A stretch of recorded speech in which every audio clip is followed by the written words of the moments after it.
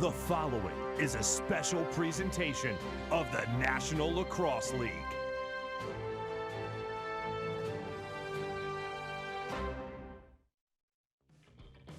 Saturday night in Calgary means Game 2 of the NLL Cup Finals. A week ago, the Roughnecks and Bandits played a low-scoring first half, but that's what we expect with Christian Del Bianco and Matt Vince between the pipes. But Dane Dobbie had a 6-point night leading his Roughnecks to a Game 1 win and a chance to take the championship at home here from Calgary. It's the Roughnecks and Bandits live on BR Live.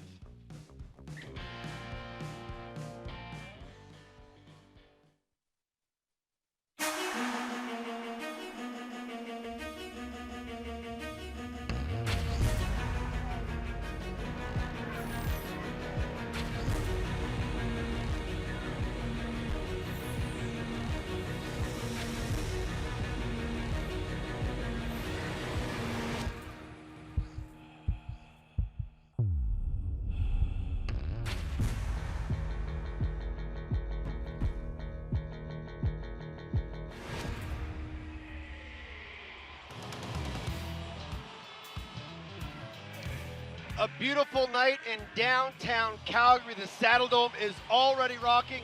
It's Game 2 of the NLL Finals. Roughnecks and Bandits from Calgary, Alberta, only on BR Live. Good evening, ladies and gentlemen. Teddy Jenner and Brad Challoner with you as we get you set for Game 2 here inside the Saddledome, and we're already rocking here in Calgary. Yeah, it is one of the loudest houses in lacrosse. They're expecting a sellout here at the Rough House tonight. This floor rumbles when this building gets loud. The players feed off of it. And the Calgary Roughnecks at home, a chance to close out this NLL Finals in front of these wild fans here tonight. It's a special night, but you know, the Buffalo Bandits not lost 2 games in a row all season. They're gonna try to go down swinging and force a Game 3 back in Bandit Land next weekend. 10-7 was the final score of Game 1. Let's take a look back at what was a crucial Riggers victory.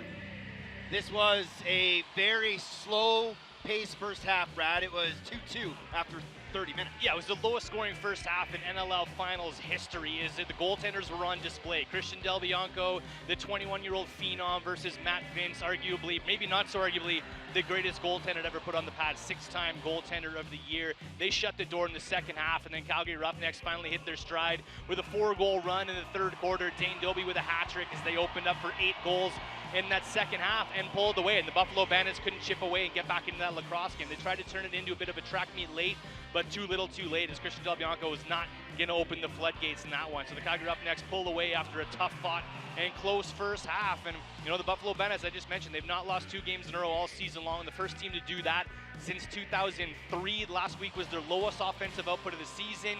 You know JT's going to make some adjustments. You know the Buffalo Bandits are not going to be held to 7 goals tonight. You talked about the Buffalo Bandits being perfect coming off a loss. They're plus 23 in goal differential after a loss. So this is a team that really gets up for those secondary games. There's no bigger game than tonight. No, and their road through the playoffs, you know, is a pretty good win against the New England Black Wolves. Toronto, the game was a little bit closer in that one, but man, did they bounce back. 55-32 in the 4 games that they played after losses this season.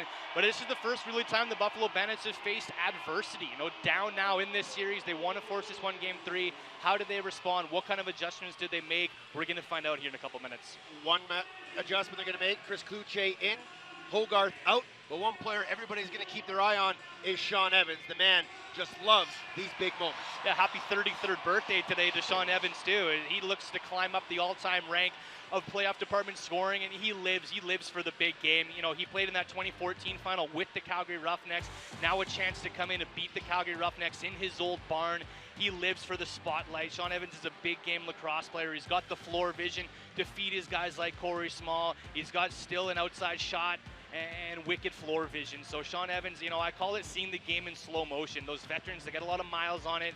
They just see the game differently. They know where their players are going to be. They know how plays are going to develop, and I think 15 is going to have a monster night here in Calgary. The Peterborough, Ontario native is a multi-time champion. He knows what this situation is about. There's a look at the numbers for Sean Evans this year in the playoffs.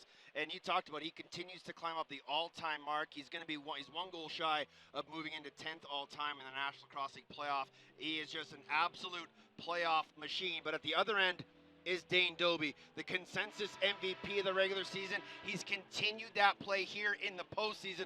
What does he bring to this Calgary offense that just continues to make him so good? Well, kind of the same thing that that Sean Evans is bringing to the Buffalo Bandits. You know, he's the oldest player on that offensive lineup, and you know, I kind of see Dane Dobbie right now the way that Josh Anderson was late in his career. Again, slow motion, the vision, the feeding ability, and Dane Dobbie is probably in the best shape of his life right now at 33 years old. The way that he can beat guys down low, get to the inside, and I really think Jesse King and Dan Taylor have opened up a lot of floor in this postseason for Dane Dobbie, who's leading the league in goals, in points right now through the postseason, and he had a 115-point regular season to lead the National Lacrosse League. Daddy, that's 25 points above his career high, which was like 6 years ago. So unbelievable things that Dane Dobbie's doing at his age and exemplifying his head coach, Kurt Milowski. When we come back, it's face-off here in Game 2 of the NLL Finals.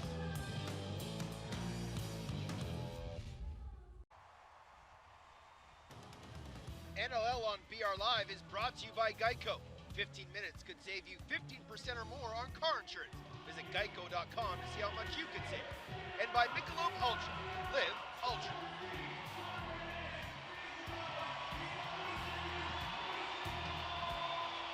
There's a look at Christian Del Bianco, the Calgary Roughnecks starting goaltender, coming in with a 3-0 playoff record, 7.33 goals against average, and a .863 save percentage, one of the best all time in the NLL playoffs. And at the other side of the floor, it's going to be Matt Vince. He comes in with a 2-1 record, 7.76 goals against average, and a .842 save percentage. And Brad, we talked about these goaltenders in the pregame show. How important is it for both of them to see some early shots, get themselves comfortable in this pivotal game too? Yeah, absolutely huge. 5-minute increments. His first 5 minutes is going to tell a lot. You know, which teams can come up with the big saves, which teams can settle this crowd. If Buffalo can settle this crowd down with some big stops and try to get the first goal. This whole playoff so far has been about the goaltending of Christian Del Bianco and Matt Vince. That story is not going to change here tonight. It is a big crowd here in Calgary, also a big crowd at 7164 Food and Sport in Buffalo, New York, where Banditland is out in orange and black. Want to say hello to all the fans watching at 716 Food and Sport. Brad Challoner, Teddy Jenner, Ashley Docking, Kayla Spees, thanks for joining us here on BR Live as we get you set for Game 2 of the NLL Cup. The trophy's in the building, Brad. The Roughnecks could win their third title in franchise history. The commissioner's in the building, the brass is in the building. It's going to be a sold-out crowd here from Calgary tonight. The Roughnecks want a chance to close this thing out of the home floor. If this series goes back to Buffalo, I think the Calgary Roughnecks are in trouble. Tonight is the night to close things out, and it starts with the mastermind, Kurt Milowski. Kurt Milowski, John Tavares, your head coaches.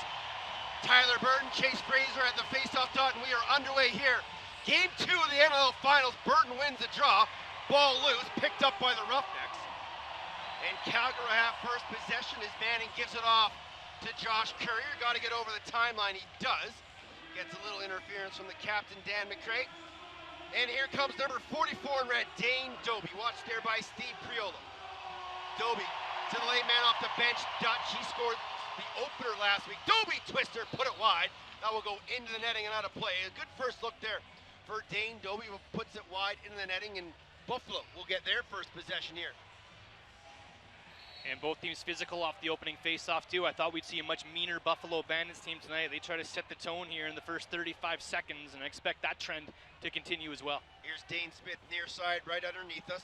Takes an outside shot, picked out right in the midair from Greg Harnett. Good stick in the lane by Greg. And loose ball picked up there by Tyson Belt. Belt all the way up the floor to Cummings. He's quickly matched there by Nick Weiss. Cummings gets to the middle of the floor, takes the shot. Oh, just missed on the short side post.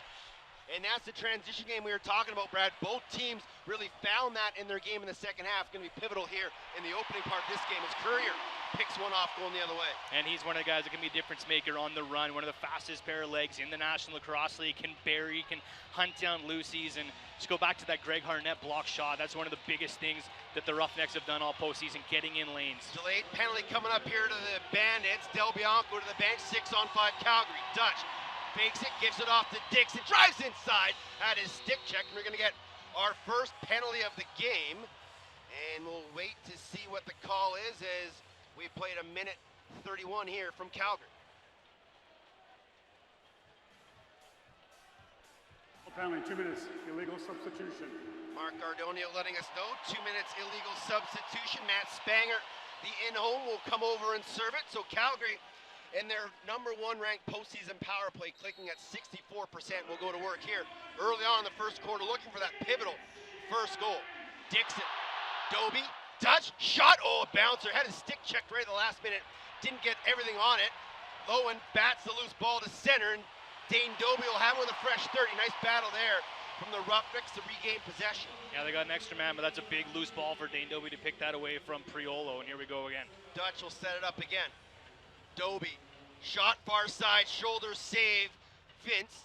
And now Priolo, 2-on-1 developing. Priolo, man off the bench is Durston. He'll shoot, try to go 5-hole, and a nice early save there by Christian Del Bianco. McRae near side. He'll get it across center. And leave it there as Calgary goes strong left this time. Jesse King gonna set it up. Lowen, Dixon, Doby, Dutch, and Dixon. Loose ball into the corner. Dutch finds it, 10 on the shot clock. King high, backhand flip Doby. Shoot, scores! Dane Doby around the screen, a power play marker, and the Roughnecks have a 1-0 lead. Beautiful behind the back pass from Jesse King.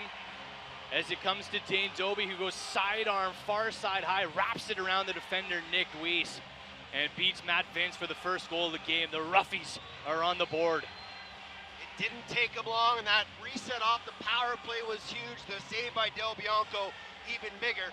And when you can score with the man advantage, you're giving your team every option to be successful, as Dane Doby has his 9th here in the postseason. Burton and Fraser at the draw. Fraser had some success against Burton last week, as did Nick Weiss, but he's going to be a huge factor of their success here tonight. And on the offensive side of the ball too, no Thomas Hogarth. There's going to be an extra touches on that righty side for Chase Fraser. 8-second violation, and then a delay of game penalty coming up here to Eli Salama. And he looks to Kurt Malosky, and Mouse just says, hey man, we got to be better. Head to the box, we'll let our short man do the work. Yeah, sorry coach, rookie in his 4th playoff game. But Eli Salama has been a monster for this team all season long, and now Christian Del Bianco in the defense, a really good chance to set the tone here, where the Buffalo Bandits have a chance to get a power play goal. Bandits 8 for 13 with the man advantage, a 61.5% here in the postseason. Calgary's short man unit, second, killing off 80% of their penalties. Evans, Smith, Durston, Small, Burn. Evans with it, comes around the top, gets a pick down to Dane Smith, skip past to Corey Small, back to Evans. Evans backhand flip Smith, inside shot just missed, rebound Small, pump fake save, Durston, shot, another great save by Christian Del Bianco. And then a nice stick there by Dane Smith, gets a reset, new 30 here for Buffalo. Evans, up top, Josh Byrne, thought about it, gives off the Small, shot knocked down by Harnett, and then Mitch Wild will take illegal check, and here's a good look. Smith goes over the top, and then a huge save by Del Bianco, and another one off the left shoulder. All day long for Jordan Durston on the doorstep there, still snake bitten in the postseason is Dirty Durston. Twister from Byrne, knocked down, shot by Small, goes wide, loose ball picked up by Curtis Manning, up ahead to the captain, Dan McRae. He gets across center, has Dixon with him, 2-on-1, and McRae will slow it up and let the Raggers come onto the floor. No shorthanded goals for Calgary in the postseason. King, 14 on the shot clock, 50 on the penalty. King double team near side board, just going to try and find space, gets a pick from Doby, and they'll say he was a little too aggressive as he knocked down Mitch DeSnu. 39 remaining on the minor to Eli Salama. Here comes the Bandits power play for one more opportunity. They've already had 4 shots here on the advantage. They'll go strong right. Smith top center. Behind the net, Small. Evans. 10 on the shot clock. Smith. Kluche. Shot knocked out of his stick. Ball loose. And then Small gets knocked to the ground. And that'll be another interference call on Calgary. Yeah, a little too aggressive, but nice stick check by Greg Harnett to take that shot opportunity away, as he's had a couple big blocks to start. Shot by Evans, easily handled by Del Bianco. He's going to go quickly out of the bench all the way. Curtis Dixon. Got to watch guys off the bench. 5 on the penalty to Salama. Pace spinning, shooting. Oh, he put it off the post. Pace seeing his first action here in the finals. Got through a little spin and rang it off the pipe. Yeah, only his second game of this postseason. He's missed 11 games in the regular season. That means Tyler Pace is fresh, and when he's in the lineup, he doesn't miss a step. He's a seamless insertion. He's a 4-point-per-game guy, and he could be an X factor tonight. Evans, we're back to 5-on-5. Step back shot off the butt end, and it gets in. Great shot by Evans. Del Bianco got a piece, but not enough. And Evans moves into 10th all-time in NLL goals, and it's tied 1-1. Ties Paul Gate with that one as he stings the team that he played for in the 2014 finals. Last time Evie played in a big game like this in the National Lacrosse League. And Teddy, let's go back to the pregame show. Who are the two guys we focused on? Dane Dobbie and Sean Evans, the two veterans, the two 33-year-olds who both opened the scoring here tonight for their respective teams. Heart and soul leaders, leading by example so far here. 9:49 remaining here in the opening quarter of Game 2. Weiss will take the draw this time against Tyler Burton. Weiss wins it cleanly behind him, and they be grabbed there by Brownell. And now the Bandits with a chance to take their first lead. Cloutier gets away from the overhead check from Courier. Irish Chase Fraser. Evans working with the two-man game of Fraser. Shot saved by Dobbie. Loose ball. Oh, Fraser scores, but they're going to wave it off. Great effort there by Chase Fraser, but they're going to wave it off and say no goal. 1-1 is your score. Bandits, Roughnecks, tied here in Game 2. Come back and join us on BR Live from Calgary, Alberta.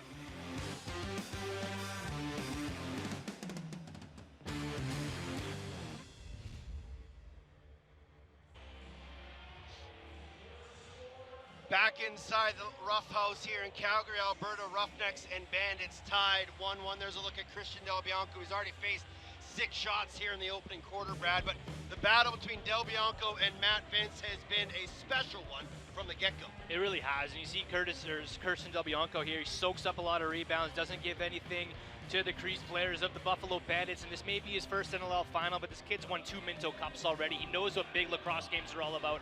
Ice water in the veins of Christian Del Bianco, going head-to-head with the greatest of all time, 6-time goaltender of the year, Matt Vince.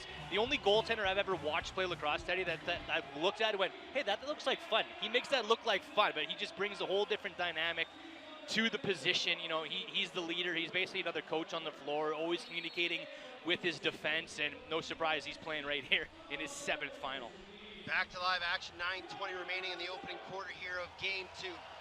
Roughnecks have a 1-0 series advantage, looking to win a championship here on the home floor for the 3rd time. Dixon comes near side, Dan Taylor. Dobbie carries up high, shoots to a screen. Oh, that got off the stick and out of play, and now we'll have a reset here for the Roughnecks. Great look there for Dane Dobbie. Here's Reese Dutch. Down in the corner, Dobbie isolated against Priolo. Skips it over on that pass, was deflected. He had to look for Dutch, loose ball. And 3 Roughnecks battling a couple of Bandits. Brownell working all over Dutch. He takes a bump and eventually be picked up there from Nick Weiss. Good effort from Reese Dutch, throwing his body around, trying to chase after that loose ball. Desnu comes over and knocks Dutch out of the way, back the other way for the Buffalo Bandits. But second possession's offensive forecheck going to be crucial tonight. Into the corner, here's Durson, little flip play that we saw them working that in the morning shoot around. And unlucky and unable to grab that loose ball was Josh Byrne. They'll battle in the corner. And what are they going to call here? 8-second violation on Calgary. Possession goes back to Buffalo. Nice loose ball pressure by the Bandit forwards. Yeah, and this is when the offense, you obviously want to bury, but at times like that, when you get a free extra possession, you want to make the opposition pay as the Bandits work it around the horn. Here's Smith, stutter step, tries to get through the middle, triple team, knocked to the ground, loose ball picked up by Courier. Beautiful defense by the Roughnecks as Manning perfectly timed slide over to knock Dane Smith out of the way and give the ball back to Calgary. Courier, Lowen skips it over to Dixon, diagonal feed, Dobbie one-timer. And Matt Vince, wise to the play there of the Calgary Roughnecks, and he makes that save going post to post. Here's Sean Evans. He has the lone goal for the Bandits here. A 1-on-1. Takes a couple of chops, still working. And he loses his footing, and then he loses his stick. Great work there by the defensive effort of Tyson Bell up the floor. Cummings. The four other bandits just separated. They let Sean Evans go ISO against Tyson Bell there, and they thought it might have been a good matchup, but it wasn't. Tyson Bell stands his ground against the two-time MVP of this league. King tried to shoot through a screen. He's trying to say it went off Priolo. But here comes Buffalo the other way. Priolo going to stay in play. Something he is very keen to do in this Buffalo offense. And usually when he does, he's a big body setting picks. Byrne. Down in the corner, Corey Small. Comes high off the screen, near side. Fraser outside shot, and Del Bianco handles that one easily. Long ball pass to Reese Callies.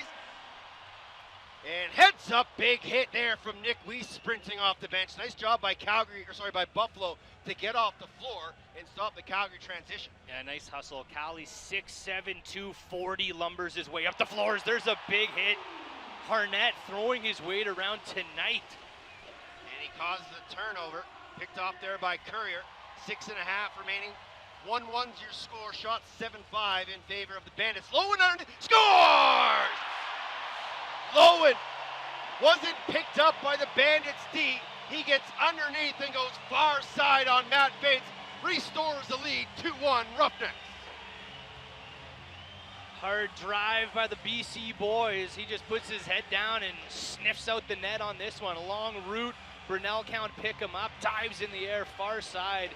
Riley Lowen's got 2 rings as a member of the Rush. This is his first season that he's been a full-timer in the National Lacrosse League, and career highs in pretty much every department for Riley Lowen, and a massive goal to give the Calgary Roughnecks a 2-1 lead here. How important is the experience of guys like Riley Lowen and Reese Dutch and Dan Taylor, even, who spent some time with the Rush, when a lot of these Calgary guys haven't been to a finals? Yeah, I think it's massive. And, you know, even guys like Dan Taylor and Riley Lowen, who weren't huge parts of that Rush organization, they were kind of bit pieces. The chance to have a bigger role with this Calgary Roughnecks team is absolutely massive. You know, it's redemption season for Reese Dutch right now, playing in his 4th finals. 11 points the last time that he played, or when he played in the final game in 2011. You know, he's a big game player, and that experience is going to be crucial. Evans, Kluche, trying to find some room. He does, takes a shot, he scores! Kluche from the outside, 2nd of the postseason, and he quickly responds for the Bandits. It's 2-2. Yeah, showing good faith to his coaching staff here. He scratched the last 2 games. 2nd overall draft pick, Chris Kluche, lets this one go. Sub shot from the outside, another big game player. This kid's got an NCAA championship ring with UNC. He wants another ring in his lacrosse arsenal. This is just a beautiful outside rip, couple bodies in front as he comes low on Christian Del Bianco and notches it at 2. 2-2, 5:48 remaining here in the first quarter, and this was the score at halftime of game 1, so obviously the offense is starting to feel a little more here in Calgary. Burton wins the draw cleanly to himself. Will run to the corner, then pass it off to Courier. Yeah, you and I both thought this game was going to open up a little bit, and we're getting a taste of that here through the first 10 minutes.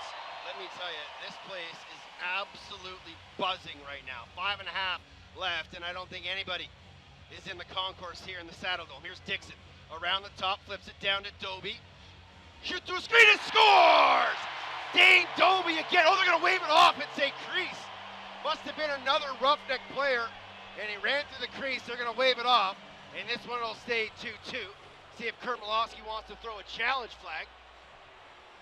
Dan Taylor on the doorstep. He looks like he hit the brakes a little bit. No flag yet from Kurt Malosky. He was taking another look up at the Jumbotron, but not getting another look. So we'll stay 2-2. Diving, scoring, Fraser's got a pair! What a goal from Chase Fraser. And we saw this last week. A no goal on a crease call the other end. Buffalo comes down and scores right away. Fraser's got his first. Yeah, Malowski missed his window though, so he's not able to throw the flag on his own goal to see if this one's going to come back. But Chase Fraser, hard drive to the net, similar to that Riley Lowen goal that we just saw. Goes airborne. Bit of a invisible pick set by Byrne as Courier couldn't track him back to the net, just kind of gets in the way, and Fraser has goals in back-to-back games in the finals. He scored a big one in transition in game 1, and this is a big one here in game 2 as he gives the Bandits their first lead of the game. And you know the fans at 716 Food and Sport are loving that effort from Chase Fraser. 3-2's your score. The Bandits have their first lead here in game 2. When we come back, we'll have the final 4:54 of regulation here in the first. Come back, it's Bandits and Roughnecks from Calgary, Alberta on BR Live.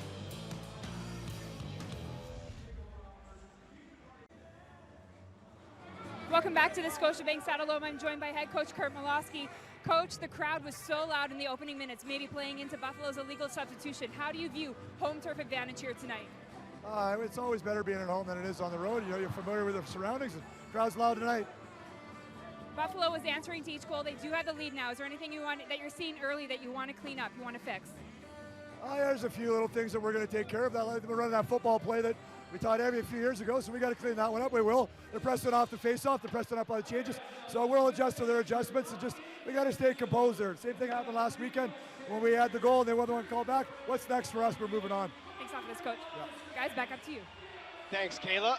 Curt Malawsky was a member of the Roughnecks Championship Cup team way back in 2009 when he finally won his first NLL title, and he would love to get one as a coach here inside the Rough House. Yeah, won his title and promptly retired. If he wins this one tonight, obviously not going to happen. Curt Malawsky have a long life behind the bench here in the National Lacrosse League, and what a notch in his belt it would be to put a ring on his finger as a coach. And I think it was Dane Dobie talking earlier this week to Devin Caney saying he thinks it might mean more to Malawsky if he gets a ring as a coach than it did as a player. That's King crashing through the crease, and it looks like King's going to get the penalty. He's going to get a goalie interference call as he was trying to catch that pass from Curtis Dixon and missed it, and in the process fell into Matt Vince. And so the Buffalo Bandits will get another opportunity here on the power play. Calgary number 19, 2 minutes goaltender interference. So with a lead of 3-2 and a chance to go on the power play, Buffalo, a great opportunity here for the first 2-goal lead in this contest, Brad. Yeah, King gets a little bit of peace. Vince pats him on the butt as he's flying through the air there and kind of works him into the turf. And King will sit down, and this Bandits offense will go to work. Corey Small, 4 power play goals to lead this postseason. Evans, Smith back down to Evans. They play 1-2, trying to run some confusion. Outside shot by Byrne, nice save, loose ball, scores!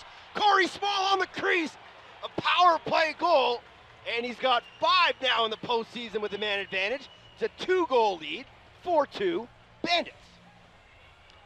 Harnett and Durston kind of get tangled up here as Harnett rides Durston down to the turf and sort of preoccupied with that, so Corey Small only has one defender in front of him and all alone on that doorstep to get the rebound. Corey Small. And Curt Malawsky was trying to see a replay, and not enough of a replay to throw the challenge flag. Looking to become the first player since the stat was kept in 05 to lead both the regular season and the postseason in power play goals. Corey Small, a good chance to do that. Also 1 PPG off of the record that Mark Matthews holds in the postseason of 6. Face off one by Fraser and the Bandits. Here comes Evans. Priolo going to stay in play. Strong right for Buffalo. Down in the corner, Chris Kluche, one-on-one with Eli Salama. Fakes the flip, comes around, takes a shot, bouncer, save Del Bianco. And now they have a bit of a wrinkle on that play. They can give the flip or they can fake it. And that time Kluche kept it himself. But Christian Del Bianco makes his 8th save here in the first quarter, 3:33 remaining. Dobie has room, gives it over to Dixon, pump fake, slow to high, just missed. And that one goes around the back of the net. Some of the fans thought it was in, and up ahead is Weiss. Bandits filing off the bench, but Calgary back in time. And Dane Smith has it, watch there, by Dan McCray. Around the horn, Byrne, far side in the corner, Jordan Durston. Durston shoots through a screen, save Del Bianco. They're really trying to go 5-hole on Del Bianco early. McCray up ahead, Dixon, shot, dip and dunk, scores! Dixon ties it at 3 with a beauty. My bad, 4-3 Bandits. Superman jumps out of the phone booth, his bench, and streaks straight through the middle of the offensive zone. It's a nice pass from McCray, who legs it up the floor with the effort, and Superman finishes on the doorstep to make it a 1-goal game. And that's just a classy, clinical finish. Hesitation, pump fake low, bring it back short side. So big, so fast. And it's back to a 1-goal game, 4-3. Just under 3 minutes to play as they play the Superman song here inside the Saddledome. Burton wins the draw. Little hot potato. Gives off to Cummings. Got to get across the timeline. Watched there by Ethan O'Connor. Now Courier. And the Calgary offense will go to work. Here's Doby. Thought he had his second. Was called back on a crease violation. Still has it. Doby surveying. Skips it over. Pace. Down low, Dixon, 4 in the shot clock. Got to get a shot off. Dixon driving. Can he do it? He does. Oh, and the bouncer just missed. And it'll be Buffalo possession. Quickly picked up there by O'Connor. And he gets across center. And here comes the Bandits offense, looking to restore the 2-goal lead. Fraser. Small. Back near side Evans. Ethan O'Connor going to stay and play a shift to O. Flips it to Fraser. 10 on the shot clock. Fraser thought about shooting around the screen, swim move, driving, diving, shooting, and he doesn't get a shot off. And a nice slide help there by Jesse King, who is back on D. Here's McCray. And McCray won't force the issue. Into the corner, Riley Lowen. Gets a big pick there from Taylor. They tried to find a off-floor skip, unable to. Backside look, Dutch, pump fake, trying to go 5-hole, nice save there by Matt Vince. Oh, he had a lane to the net too. Dutch kind of put on the brakes, tried to swim around his man. Could have been just a step into that shot, keep your feet moving forward, and he would have had a lane towards the net. Smith, outside shot, that took a deflection off Harnett, loose ball, and it's going to go into the netting. Oh, that's got to be Buffalo possession. I thought that went off a Calgary defender, but they're going to say no touch. Cleanly and out. I think that crash sound we heard is just the head of the stick onto the bucket of Harnett. Here comes Jesse King. King, backhand flip, nice handle, oh, just put it wide, was Dan Taylor. Ball loose, what are they gonna call here? Over and back is the official call from Garrison. That was a beautiful textbook pick and roll by Dan Taylor, created some big separation, the big man all alone on the doorstep and not able to beat Vince. Last minute of play here in the opening quarter, 4-3 Buffalo leads in game 2. Roughnecks have a 1-0 series lead. Here's Evans. Skips it over to Kluche. Watched there by Manning. Picked up by Burton. Spinning into trouble. 10 on the shot clock. Kluche bobbled it. Ball still loose. Nice job by Curtis Manning. And then the ball's just going to stay loose. What are they going to say here? And they'll call crease violation on the Bandit. You know, the more the Roughnecks can keep the ball with the Buffalo lefties, the better it's going to suit the Calgary Roughnecks. Kluche and Small are not the two most athletic bodies on that Buffalo Bandits offense. The ball can stall over there if they don't have their options, and they just swallowed Kluche right up on that last set. But a 5-second difference between game clock and shot clock. Calgary's going to have to put a shot on target. Doby, 8 on the shot clock.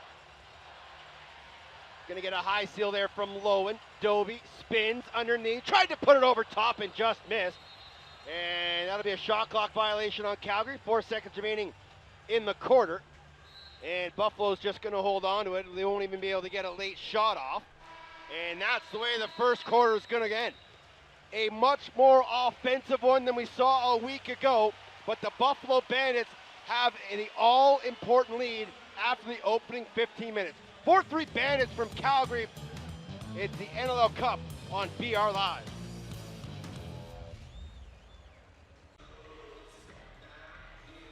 Back inside the Saddledome, 4-3 Bandits leading the Roughnecks. And one of the keys for John Tavares was for his team to have better shot selection. He felt that they weren't as accurate as they should have been last week in Buffalo. No, especially from the outside. I think the best shooter probably was Josh Byrne. He was the only one that could really beat Christian Del Bianco with anything from the outside. But, you know, Del Bianco's going to swallow them up. You don't want to have bad shots against Christian Del Bianco as he can turn him into transition, the way that he absorbs the rebound and gets that outlet pass. And I think the message tonight so far, you know, set those pick and rolls, get your guys to the inside, because those outside shots are not going to beat this goaltender. There's a look at Rusty Kruger, a longtime Buffalo Bandit, a journeyman in the National Lacrosse League. And some say one of the brightest lacrosse minds out there, and he's done a great job being the left-hand man for John Tavares.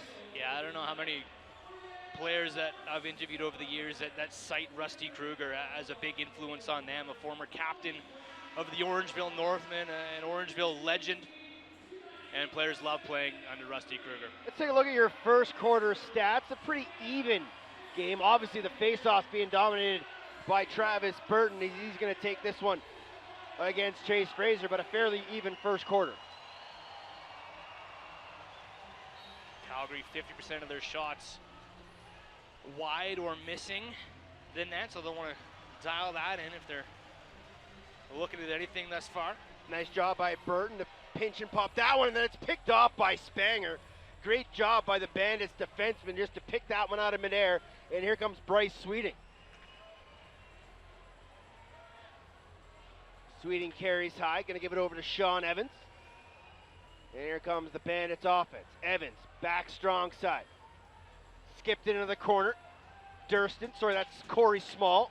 Over to Evans, shot off the shoulder of Del Bianco, and out of play. Great save by the Roughnecks goaltender early on here in the second. Byrne will come high off the pick from Small, give it to Dane Smith. And around the corner comes Fraser, tucks it inside, takes the shot, and he does. Rebound, shot, save off the stick of Corey Small. And then a heavy hit there from Tyson Bell, ball loose in the corner, and Bell will come up with it. Again, good pursuit by the Calgary ball team. No Hogarth in the lineup tonight, as mentioned. Durston not down low on that play, so Corey Small getting gritty and getting to those dirty areas. That's how he scored that goal earlier, that power play goal. And if Hogarth's not going to be able to sniff him out, Small has to. Dutch down to Dixon. 8 on the shot clock, got to get one off. Dixon and Dutch kind of cross signals.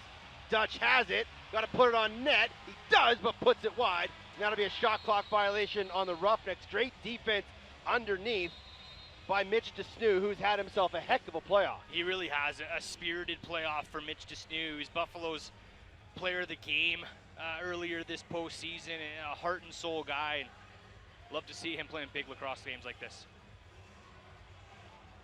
Into the corner, Evans. Trying to shoot around the screen. He does. Oh, Del Bianco got a piece, and he knocked it in his own net. Evans with his second. A tough break for Del Bianco. Restores the 2-goal lead. It's 5-3. Yeah, that one's going to hurt Del Bianco. Evans shoots through a couple bodies. Del Bianco dives back, trying to look for that loose ball, and in the attempt, it goes off of his hand and pinballs its way into the back of the net. Bandits back on top by 2, and Evans has a pair. Del Bianco got a piece of it, and then as he's falling back to find it, hits it with his left hand. Just an unlucky break, and you can see the reaction of Mitch Wild there. Just an unfortunate bounce there, but if you're a Bandits fan, that's a heck of a bounce, and you'll take it every time. The non-birthday boy, Sean Evans, I think I congratulated him on his 33rd earlier. That was April 25th, not May. Sorry, Evie and Evie fans. Smith shot. That one misses wide. Loose ball in the back, picked up there by Bell. Quickly up ahead to Reese Callie. Bandits are off the floor quickly, so they get their defense out there, not allowing any transition from Calgary. Now here's Doby. Carried near side, Tyler Pace. Pace, trying to get underneath, he does. Can't flip it to Dixon. 8 on the shot clock. Pace shot, tried to hit near side corner, miss. Loose ball, that shot knocked down by the stick of Weiss. What are they going to say? And it'll be through the crease on King. And here comes Mitch DeSnew the other way. Fraser. Ian McKay on a rare O shift. Smith. Evans. 15 on the shot clock. Evans top center, gives it off to Small. Quick swing. Dane Smith. Hesitation. Takes a chop from Harnett. Driving, shooting. Save. Loose ball picked up by Fraser. And looks like they might even call handball in the crease on Dane Smith. Oh, they're actually going to give a penalty here to Fraser. And let's see what the call is here from Mark Ardonia. We'll play number 95, 2 minutes, delay a game. Oh, and they'll call delay a game on Fraser for not putting the ball down right away. So the Bandits will head to the power play.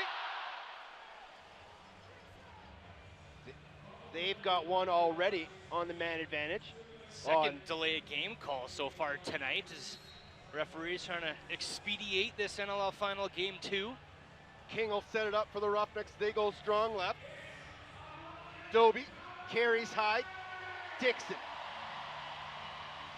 can't find anyone to pass to. Gives to King. Backhand flip. Doby. Diagonal feed. Hesitation. One more to Lowen. Bounces up top to King. 10 on the shot clock. Dutch. King. Shot. Easy save there from Vince. Loose ball picked up by Brownell. Brownell takes a hack from every right-hander in a Roughnecks jersey, but still gets across center to Mitch DeSnew. Nice job by Brownell. Yeah, the attempted forecheck was strong, but Brownell gets out of it. And DeSnew now looking for a slashing call against Dan McRae. Just gave a chop as he head off the floor. Evans working there on Cummings and Manning. Kluche with an underhand backhand scoop shot. That almost fooled Del Bianco, but picked up by the captain McRae. And here comes the Roughnecks offense again with under a minute to go in the man advantage. 11 minutes remaining here in the second quarter. 5-3 Buffalo leads here in game 2, trying to force a deciding game 3 back in Buffalo on Friday. Doby, 10 on the shot clock. Dutch drags, skip pass, Dixon. Backhand flip, one more shot. Save Matt Vince. What a set play there from Calgary, but Matt Vince continues to stymie this Calgary offense. Yeah, that could have been pretty. Dixon and Doby working from behind the net. You think Dixon might attempt a dunk, but he just makes a pass to Doby, sneaks around the crease, gets another look, but Vince is wise to it and gets over in time to rob Curtis Dixon down low. Nice job by Courier and Bell to force the turnover. So the power play will get one last look here with 20 seconds on the minor to Fraser. Doby takes a look at the clock just to see the time difference. Pace gonna head off. And Calgary will go strong left again. 9 in the penalty. King, backhand flip. Back to King. He'll shoot, scored! The Roughnecks, perfect with King in the lineup. He scores a power play marker, makes it a 1-goal game. The natural Jesse King, beautiful overhand stroke here from the outside. Stinging corners. Jesse King has brought so much to this Calgary Roughnecks lineup since he's been inserted on the forecheck, on the loose ball, on the pick and roll game, quarterbacking the power play and sniping it far side top Ched on Vince to make it a 1-goal game. He missed about 90% of the regular season with a knee injury. His second knee injury in his NLL career, and no one happier to be playing than Jesse King here in Calgary. He came over in an offseason trade from Georgia. Here's Courier on a loose ball. Courier to Mitch Wild. Shot. Oh, and he put it wide. Courier dunk, scores! What a goal from Courier to tie this game. It's 5-5.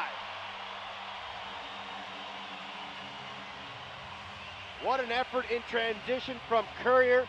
Flipped it to Wild, whose shot went wide, and Courier stayed with the play, found it, and just athletically puts it past Mac Vince. And no one sniffs out a loose ball better than Zach Courier does. Tracks this one on the bounce, lands right in his pocket, goes airborne to tuck it in.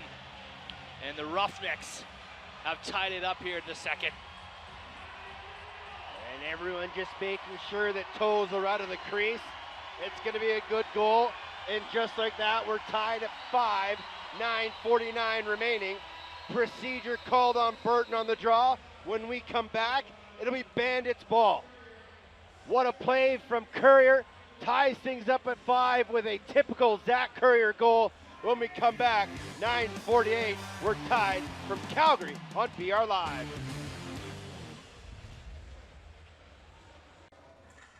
Time.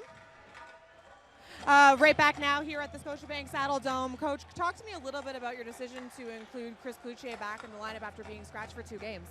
Well, every game's a tough decision deciding who's going to play and who's going to sit.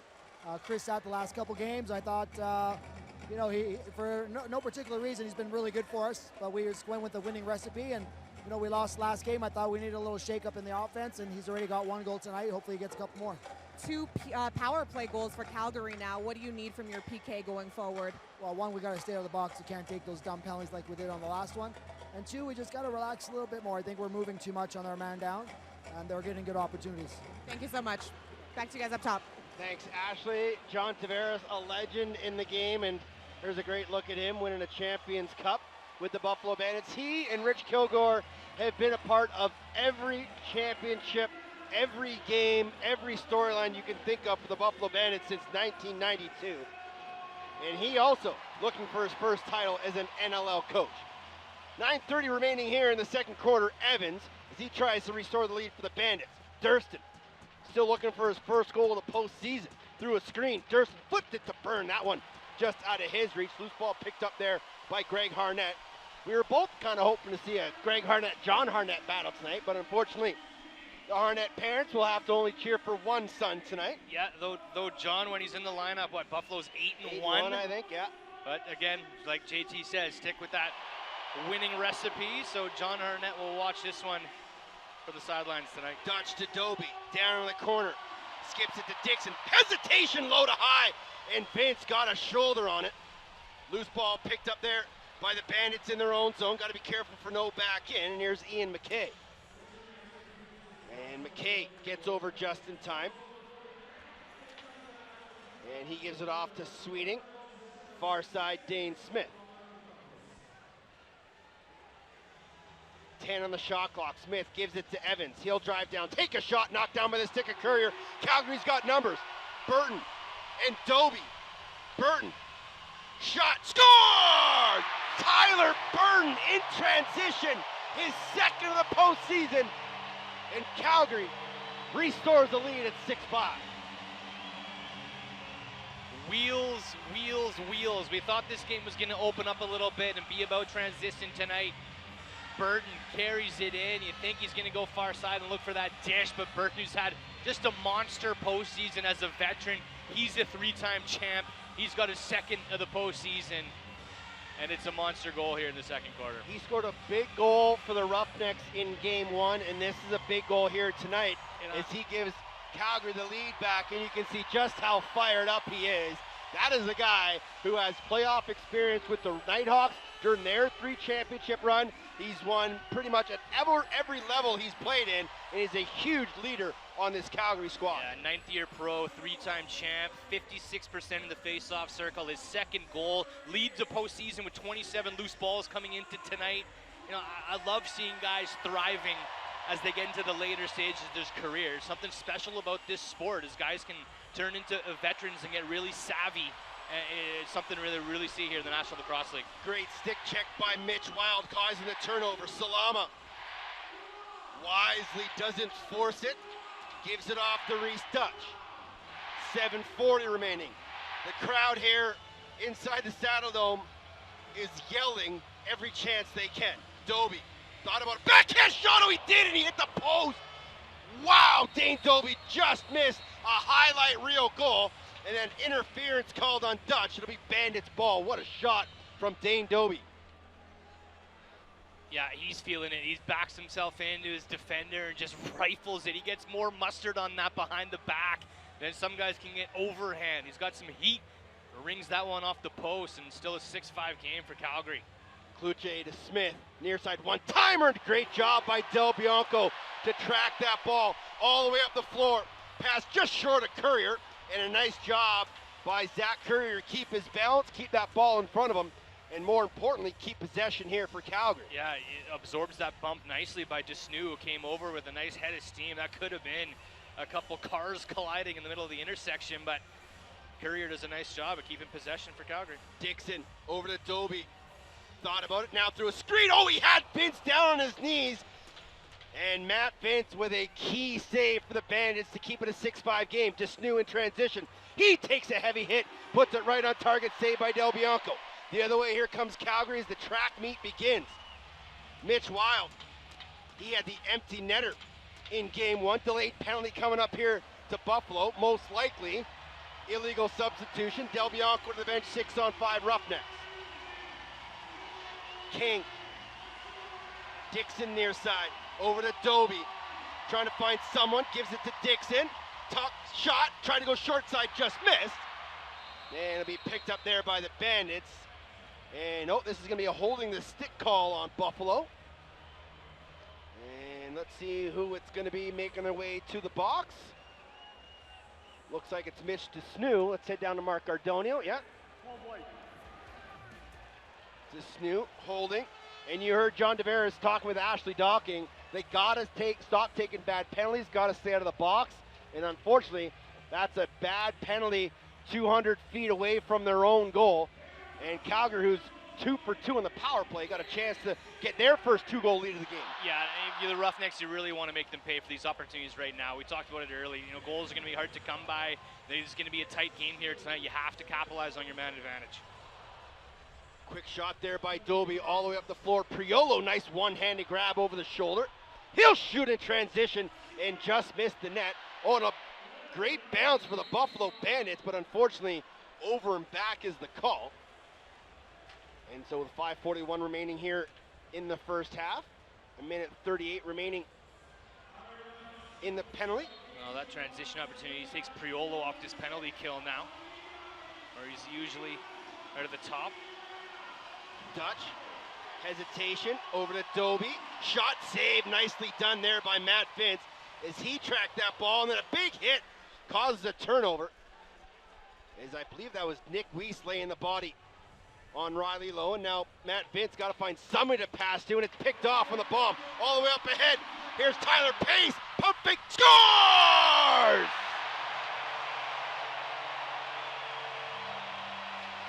A bit of an unforced error by Matt Vince, trying to force a pass down the floor.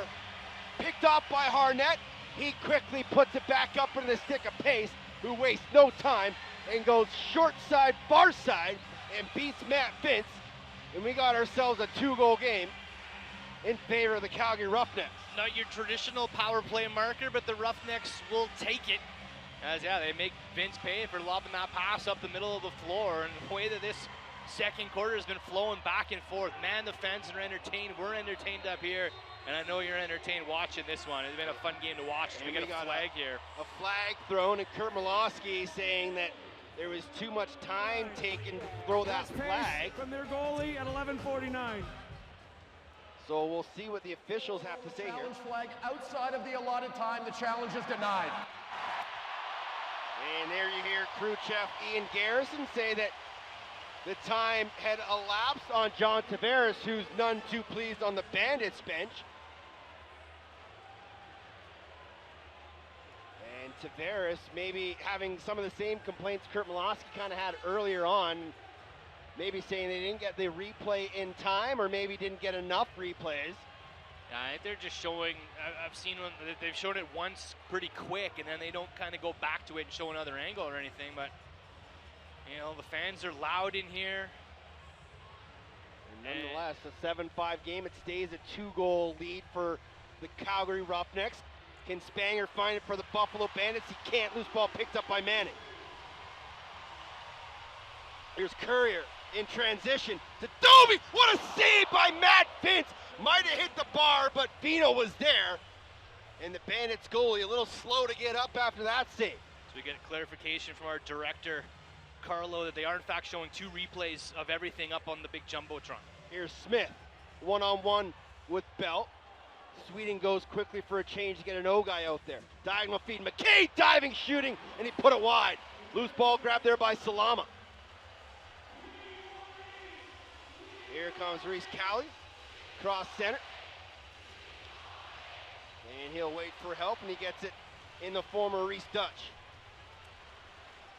Dutch gets a pick from Dixon, finds King off the bench, far corner Doby, around a screen, pump fake shot, oh great shoulder save as Matt Vince saw it late. Reset the 30, 4 minutes remaining in the half. Dixon gets a pick from Dutch, swings it over to Doby, good ball movement inside King, and this is gonna be a penalty on the Bandits. Nick Weiss and the Roughnecks will head to another power play when we come back. The Bandits had the lead, but the Roughnecks have it now as Doby came that close back in Calgary on BR Live.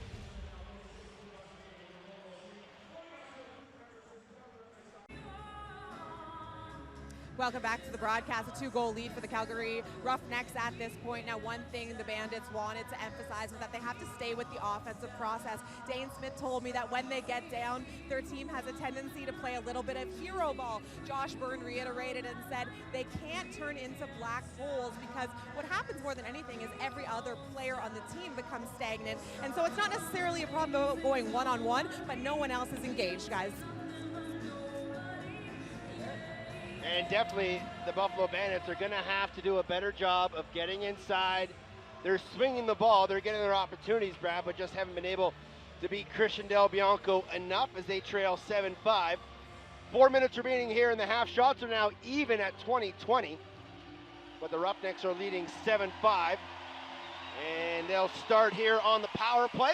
Yeah, Buffalo just hasn't had a lot of sustained pressure in that offensive zone. They haven't used a lot of 30-second clocks. They haven't had a good, sustained possessions where everyone has touched the ball, and they've got a good look at the net. Calgary's been in control here in the second half to start. Backhand flip from Dobie to Lowen goes wide. Dutch finds a rebound. King, Lowen, too high for him. 10 on the shot clock here for Calgary. Lots of time for the power play. Dutch, King, Dobie, Lowen, driving, shooting, scores! Power play goal. They are 4 for 4 with a man advantage. It's the first 3-goal lead of the game. It's 8-5 Roughnecks. Absolutely executing with perfection tonight.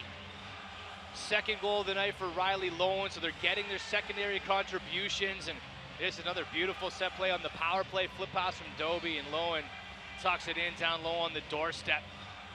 You gotta respect Lowen and Taylor and Tyler Pace, who have all factored in to the offense so far tonight. I have a feeling one of the messages from JT at halftime will be a very stern message to stay out of the box. Off the drop, Burton had it. Oh, a nice grab there by Courier. Burton had it and his stick got double teamed, and somehow Zach Courier came up with it. Roughnecks with possession again here, trying to add to their lead. Pace around the top. Tried to find Dixon, still has it. Shot knocked down by the stick. Transition opportunity here for the Bandits. Nice pickup by McKay. Out the front door is Smith. Dane Smith shot, saved by Christian Del Bianco. Great job in transition by the Bandits and Ian McKay, but Dane Smith stymied by Del Bianco to keep it a 3-goal game. Wide open on the breakaway, tries to come back short side, and Del Bianco just says, not tonight, Dane Smith. Dobie. Round a double pick, comes near side Dutch, who gets a pick. He'll shoot, trying to go short side. Great save by Bates, but loose ball grabbed by Dutch. Reset the 30. Dobie. And he's just gonna slow things down here, make sure they got the right personnel out. Try and absorb and take up some time here late in the half. Dutch, down low, Taylor. Gets a pick, takes a shot right on target, easily handled there by Matt Vince. And he'll dish it off to Mitch DeSnew. DeSnew across center, finds Corey Small. And they're trying to find a little isolation with a Calgary Roughneck forward out there on the floor, I think. Here's Evans one-on-one with Belt. Delayed penalty coming up, shot outside, save, loose ball. And it'll be picked up there by Evans. Matt Vince to the to the bench. 6-on-5 here for Buffalo as DeSnew goes off the floor with no bucket. Evans, Smith, Byrne. Diagonal down to Evans. Fraser was open wide in the middle. They can't get him the pass. Finally grabbed there by the Roughnecks. And let's see what the call is here as the Bandits will head to their third power play. And that's Mitch Wild heading to the box. Let's see what Ryan Fowler has to tell us. Calgary number 55, 2 minutes roughing. 2-minute roughing is the call. I'm sure the Bandits would have liked to have seen more as Mitch DeSnew had his helmet taken right off, but nonetheless, a great opportunity here for the Bandits to get back in this game. Yeah, and kind of a must score here on the power play. They've allowed 5 goals in a row by the Calgary Roughnecks. Those are game-changing and game-breaking runs, and a power play goal here would be a long way to kind of stop the bleeding and start chipping away here for the Buffalo Bandits, who haven't had a lot of pressure here in the second quarter. Everybody needs to touch the ball. Everybody needs to get a sniff here. Byrne, backhand feed, Durston. Still has it, looking, shot, save there, loose ball, popped up to center, and it's grabbed there by Dane Smith. Reset to 30. Byrne to Smith, inside Small, great power play, but he hit the post. Great look for Small, can't beat Del Bianco, new 30. Oh, and that pass from Durston goes wide, ball loose. Can Calgary come up with it? Courier, sorry, that's Dan McCray, what a play. On a toe drag past Evans. McCray gets across center, under a minute to go here in the half. It's a great look by Corey Small. It's about as good as you can get on the power play. He slips into the middle, he's wide open. Great quick stick opportunity. I'm not sure if Del Bianco got a leg pad save on that, if he threw out the leg or if it was off the post, but man, oh man, was it close. Backdoor feed for Dixon just out of his reach. And the Bandits will have the final possession here in the half, and JT quickly will call a timeout. And the Bandits will draw something up here, possibly pull Matt Vince, go 6-on-4, most likely 5-on-4, but an excellent opportunity here to get one back before the end of the half. Yeah, this is a big opportunity here for the Buffalo Bandits. Try to make it a 2-goal game as we head to the halftime show and see what JT can bust out of the bag of tricks here. We've seen Corey Small slip in with those quick stick opportunities. Josh Byrne hasn't had really any good looks tonight. He was one of the best shooters last week for Buffalo. Dane Smith has been quiet, so lots of weapons and lots of options for John Tavares. And let's see what comes out of it. Kurt Malosky was getting the officials' attention. Just to remind them, if they get possession with time, they want a timeout. But just 17 seconds remaining in the half, so I'm sure that Buffalo will use up as much time as they can. And the old adage, hold on till about 8-7 seconds remaining, then go to net, thus not allowing your opponents time at an empty net or a late timeout. And Christian Del Bianco, one of the best goaltenders that can find an empty net at the far side of the floor. So here comes Corey Small. They will go 5-on-4. Vince to the bench, or sorry, to the net. Small, Kluche sets a pick.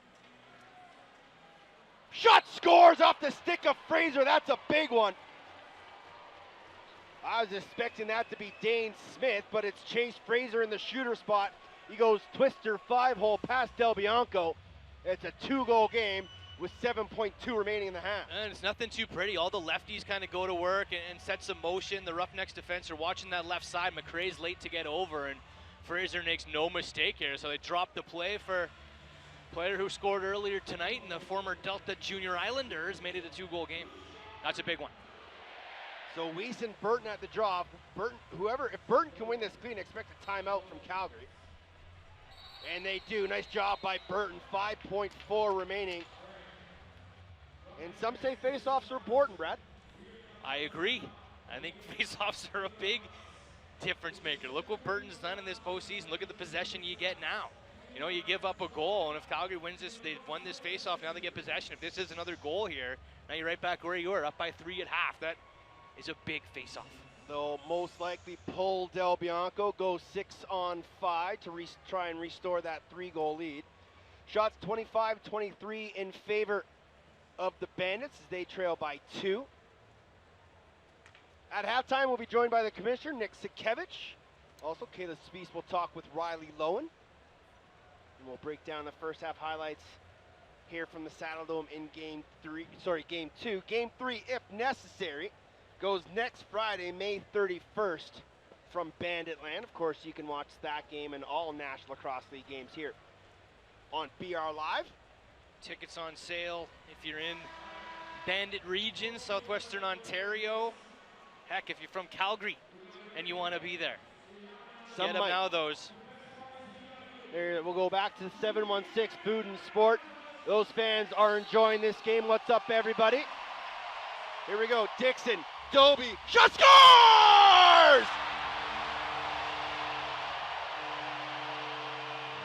I don't really think the Bandits defense was set.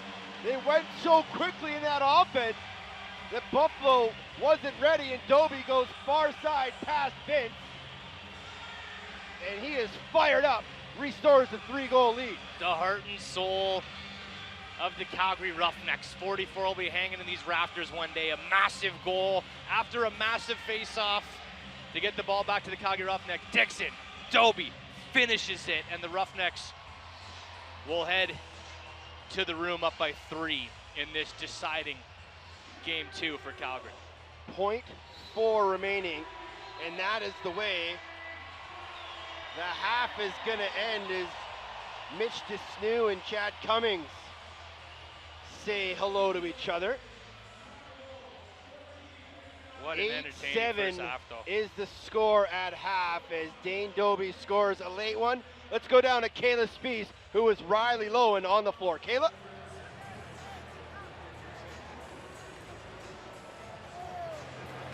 Riley, there's a lot of goals being scored right now. Every single guy on the roster has one except for yourself and Dane Doby. You each have 2. How important is it to spread the offense, especially in a game like this in the finals? Yeah, we've been doing it all year, and we just got to keep doing it. You know, Buffalo's a resilient team. We just got to keep going. If everyone chips in, we'll be good. Why don't you tell us about your second goal? Yeah, Dobes just made a great behind the back, and I had a chance previous, didn't score on it, so had to bury that one. There's obviously a lot of lacrosse left to play. What are you guys expecting from Buffalo in the second half? Yeah, they're not going to give up, so we got to keep grinding it. You know, we've kind of been doing that all year, so if we keep doing that, we should be on the right end of it. Thanks a lot, Riley. Thank you. Thanks, Kayla. When we come back, we'll have highlights, the commissioner, and more from Calgary. The Roughnecks leading at 9-6. Game 2 of the NLL Cup Finals, live on BR Live from the Saddledome in Calgary, Alberta.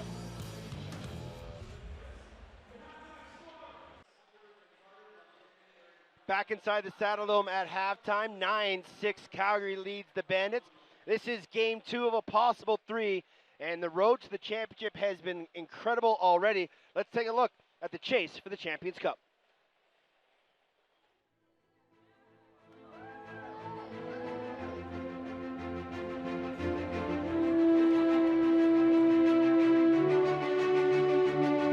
Start to finish, the Buffalo Bandits have been outstanding, folks. The best record in the league, best scoring, best defense, and then the Calgary Roughnecks have won 5 straight, including the postseason. This could be really interesting. They're better than that 10-8 record.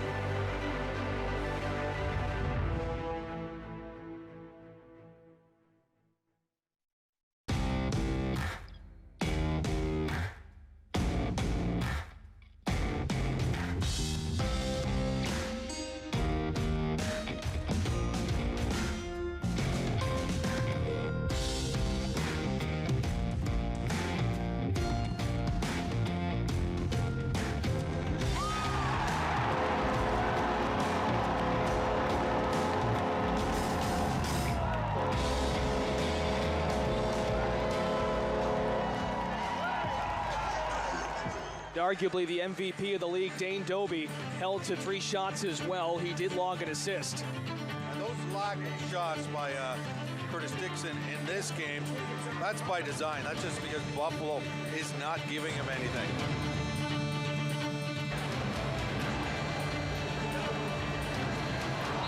Curtis Dixon has his first goal of these finals in the 7th of the 2019 postseason.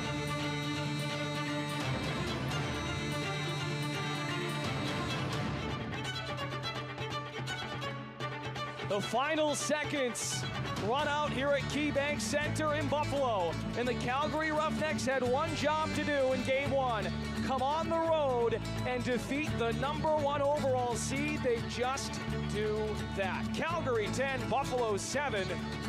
Roughnecks take a 1-0 series lead in these NLL finals.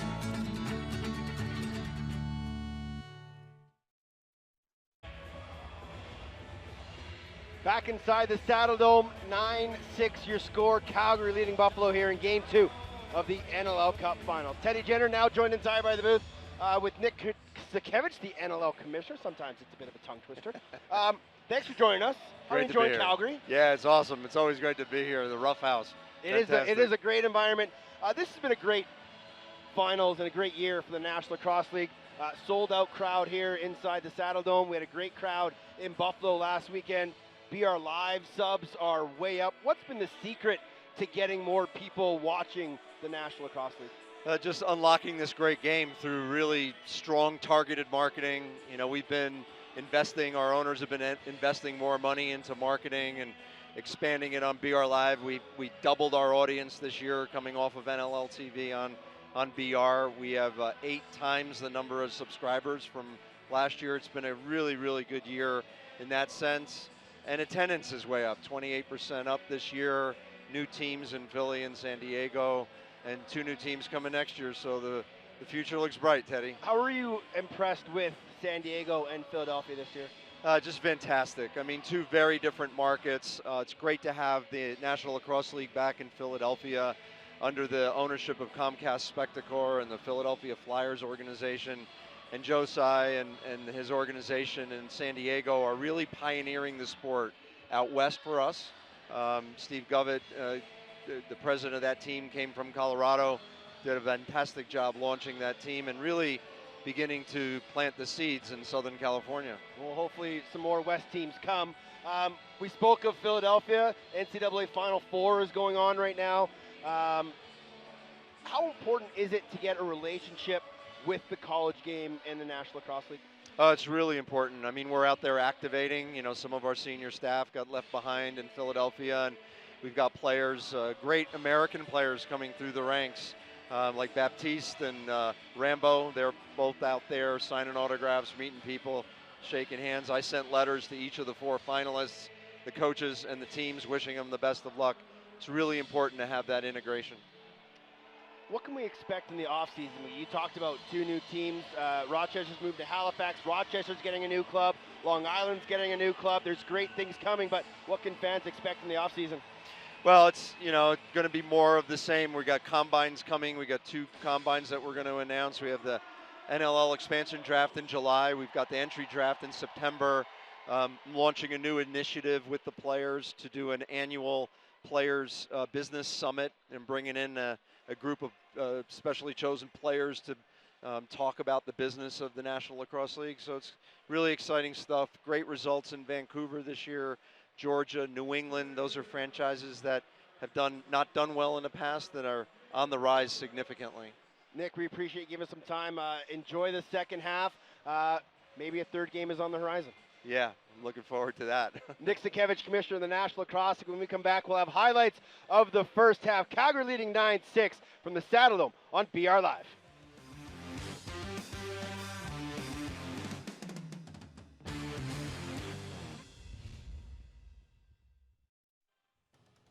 NLL on BR Live is brought to you by Geico. 15 minutes could save you 15% or more on car insurance. Visit geico.com to see how much you could save. And by Michelob Ultra. Live Ultra.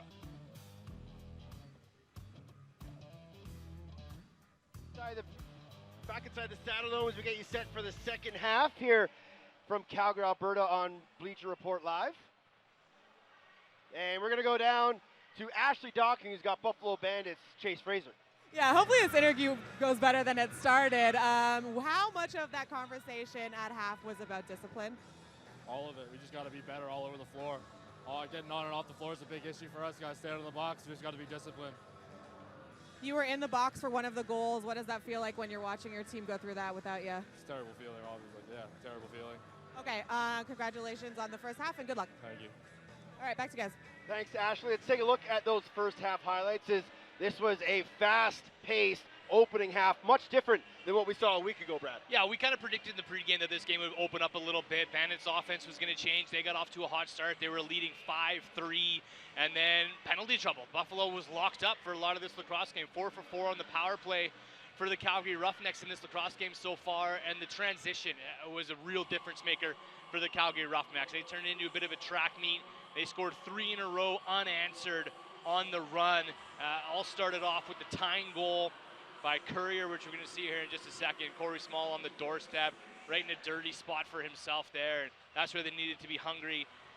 Curtis Dixon, dip and dunk. That was a transition goal. So basically 4 transition goals in a row for the Calgary Roughnecks if you include that. Dixon one, King with a nice snipe on the power play. And then here's where the track meet started. Wild shot gets stopped. Courier goes dip and dunk from behind the net. Burton gets one on the run, his second of the postseason. And then Dane Doby with the nice flip, and that's kind of how this first half unfolded. Pace got one on the run. That was a power play goal in transition too, but this game opened up. Calgary started running like a track meet, scoring some power play goals, and that's the difference maker right now. Buffalo gets one late. They need to start chipping away here to get back in this lacrosse game. Totally doable and within reach for the Banditos. Second half underway from the Saddle Dome. Calgary with possession. Doby trying to find someone to pass to and puts that one just wide. Nice job by Reese Dutch to find that loose ball. And it'll be a shot clock violation. So first possession for the Bandits.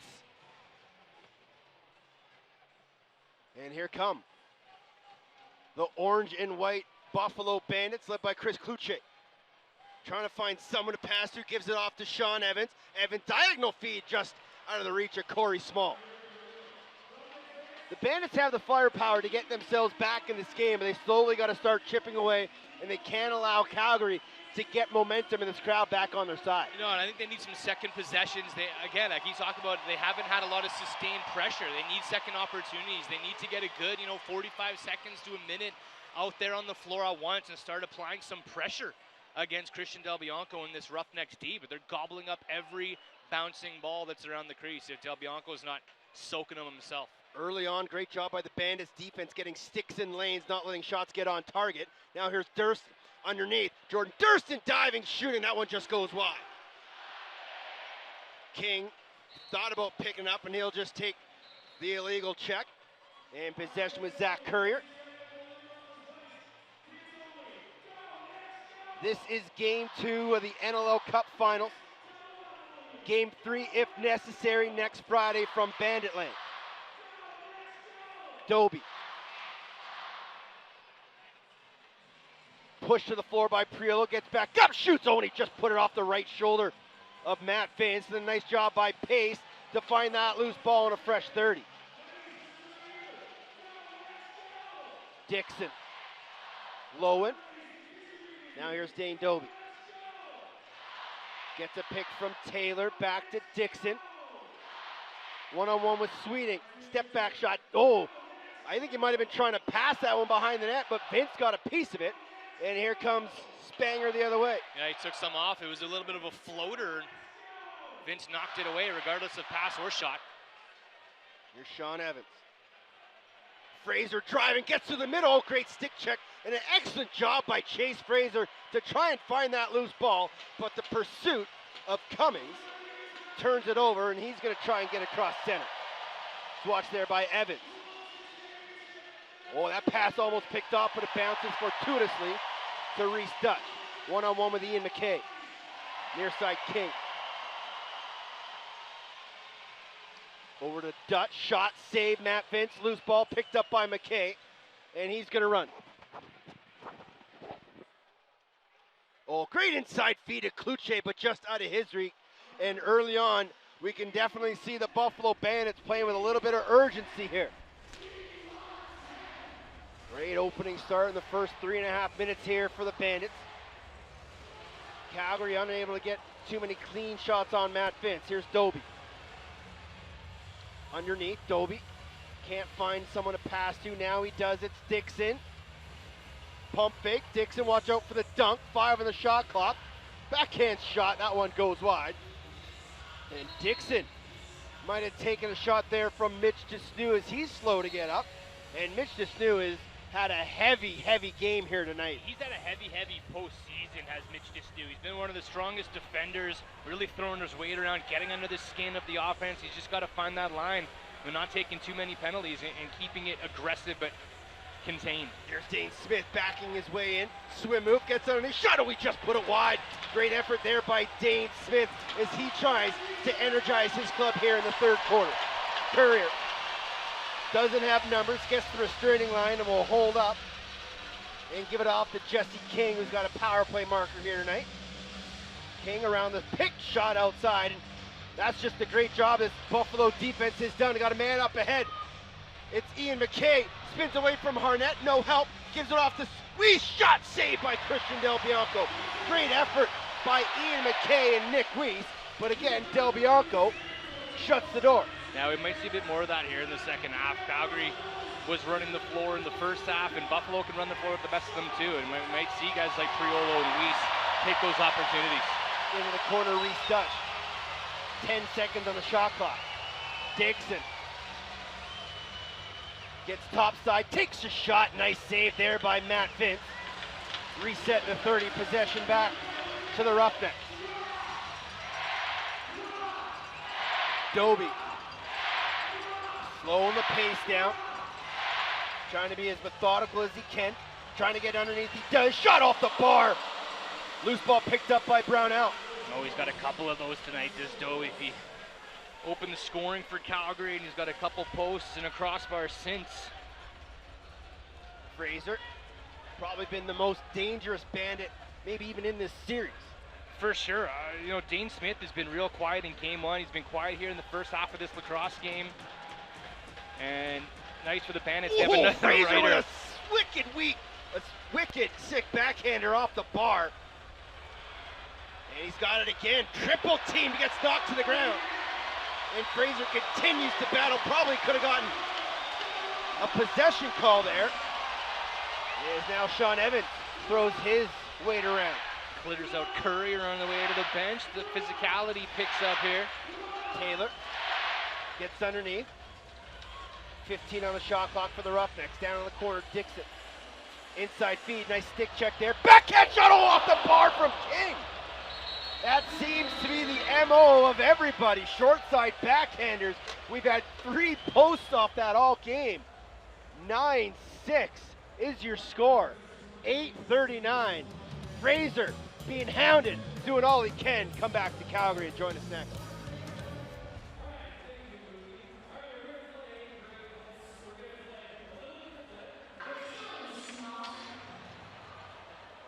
Back inside the Saddle Dome. 9-6 Calgary lead. Sean Evans has 7 goals this postseason. And the wily veteran, one of the NLL's all-time greats, is just so shifty and dynamic with the ball. You can't take a shift off. Yeah, 5'8" Sean Evans. Being a small guy myself, I love to see small guys thrive in the National Lacrosse League, and they can. We've seen it with Doby and Josh Sanderson, but Sean Evans really exemplifies that. His motor does not quit. He might have lost, some of the one-on-one battles here at the later stages in his career, but just put up so many numbers. A big game player. He's factored into the scoring here tonight for Buffalo. Down to Ashley, who's got more on Sean Evans. Hi guys, not Sean Evans, Dane Smith as a matter of fact. They're going to put him at the back door a little bit this quarter. They're looking to spark some things in transition. Rich Kilgore telling his defense, hey, we're going to play in a zone and I want you guys to talk to him a time, let him know where we need to be, guys. Thanks, Ashley. Dane Smith actually started his NLL career out the back door with the Bandits before he became a record setter and goal scoring king. It's been fun to see that from the Bandits this year. Chase Fraser can do both. Thomas Hogarth moved up to an offensive player this season. Dixon behind the net just playing cat and mouse. One-time feed, missed him. Doby shot through a screen, went off a body and out, and it's going to stay here with Calgary. What a lucky bounce and an unfortunate bounce for the Bandits. Just get something on net late in the shot clock and hope the best, and they get a lucky bounce there. If they do play a zone, like Ashley said, it'll be interesting to see how Calgary adjusts. Doby skips it over. Pace gets a pick from Dutch. Behind the net, Dixon, 10 on the shot clock. Inside feed, what a save from Matt Vince, denying Lowen on the doorstep. Yeah, that's how you can respond on a zone, sending cutters through the middle. Lowen does a good look there, but Matt Vince, a massive save. Delayed penalty coming up here on Calgary. Vince to the bench, 6-on-5 Bandits. Smith finds Evan off the bench. Evans thought about shooting through the screen, gives it to Kluche, back to Evans. Shot, oh, a nice glove save there by Del Bianco as Evans had him leading the other way. And it's going to be Tyson Bell heading to the box for 2 or less. And Mark Gardonio has the call. Calgary penalty, 2 minutes, slash.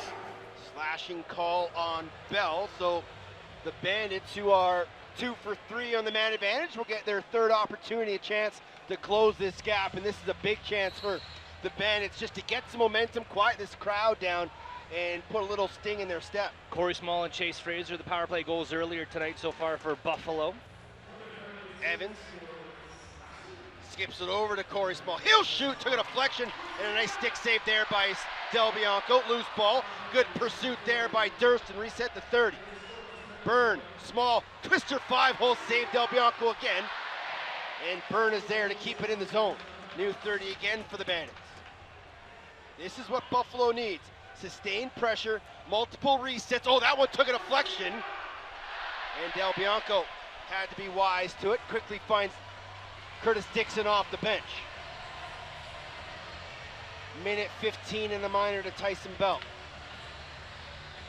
Ian McKay working over Curtis Dixon in the far corner. McKay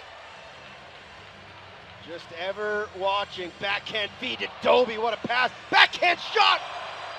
And then Doby took a bit of a hit there. He's slow to get up.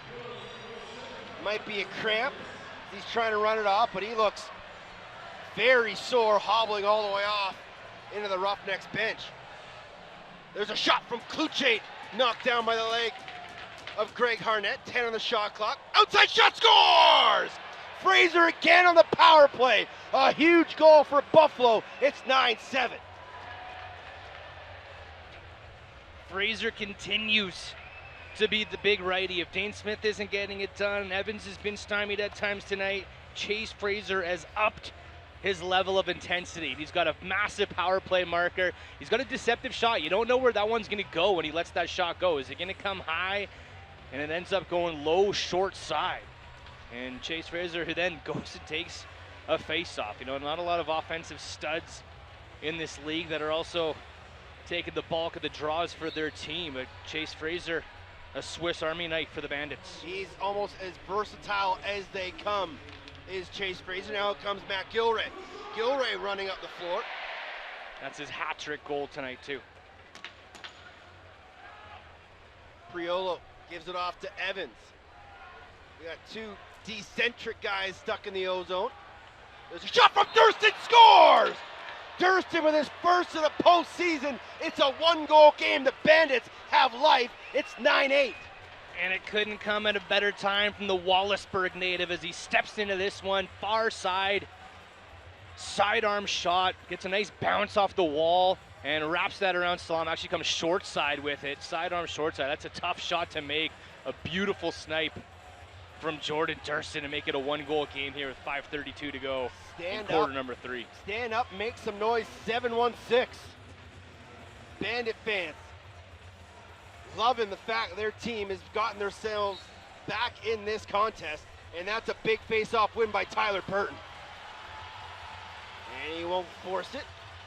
He'll run back, give it off to Courier, who flips to Dixon. And early on, Brad, this zone defense by Buffalo has really thrown a kink in the Roughnecks offense. Yeah, it really has given the Buffalo Bandits a chance to chip away, and we saw that one cut by Riley Lowen and a couple posts, but other than that, they've been held to the outside, to the perimeter, and that's where they remain. Here's Pace, outside shot, great save there by Matt Vince. Rebound, shot, knocked down by a body in front. That was Ethan O'Connor, and here goes Weiss in transition. O'Connor 4-on-3 here for Buffalo. Brownell, O'Connor has a lane shot. Oh, they're gonna say interference on Weiss. And that'll take us to a break. Shots 33-33. Jordan Durston's got the Bandits back in it. His first of the postseason. A low to high stinger. The Bandits are fired up. Come back to Calgary next. Back inside the Saddledome, just under 5 minutes to play. And when you need your team to get going, you really need to get your offense going. And the Buffalo Bandits offense has done just that early on. Yeah, they get a power play goal from Chase Fraser.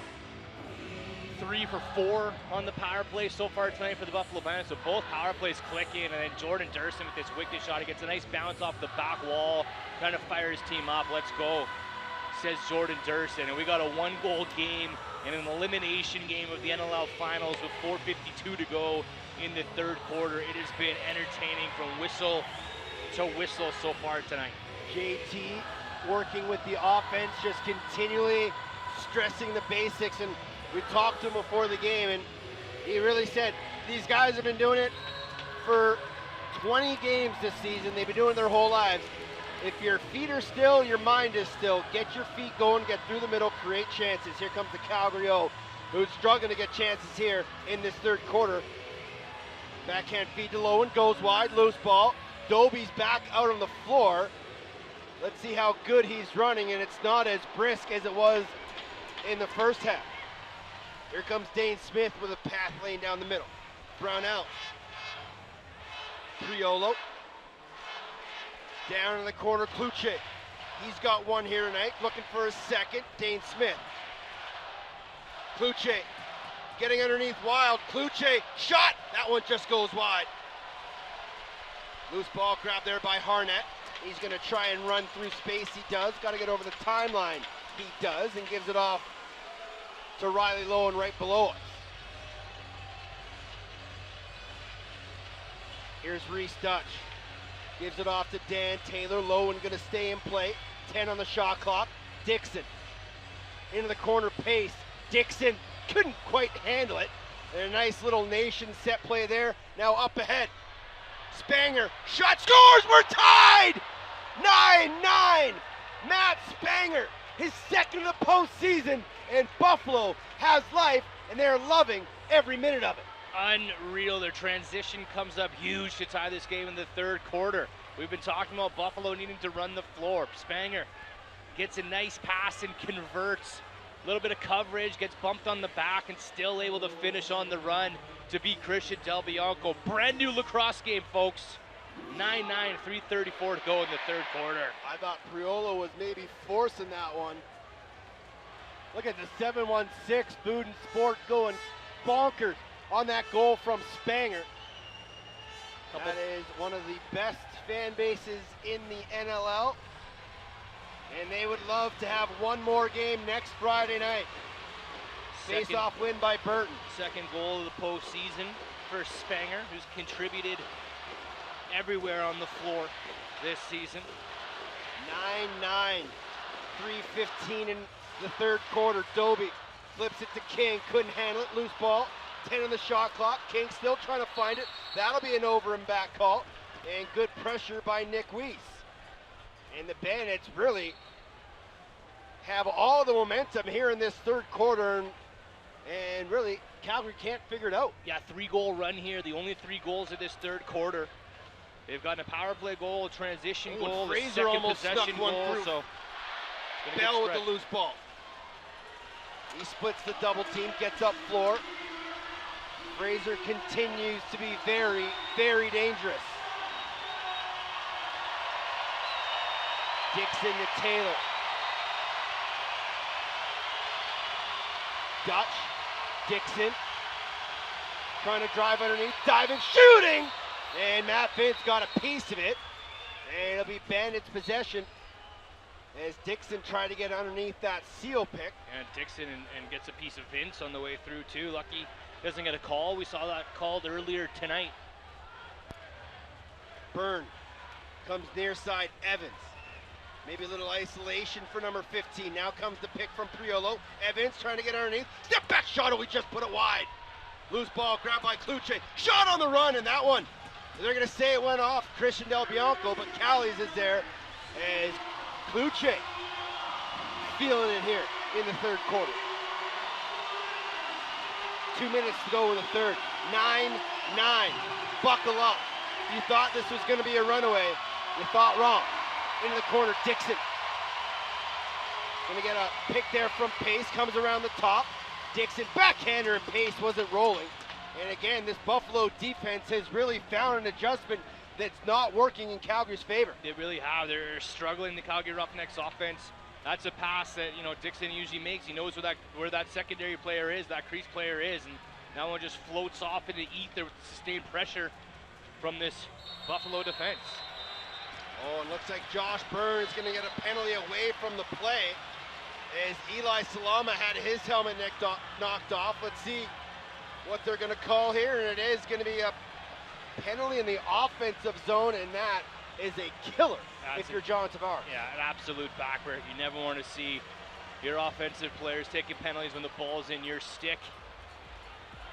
See what Ian Garrison has to say. Buffalo number 22, a 2-minute minor roughing.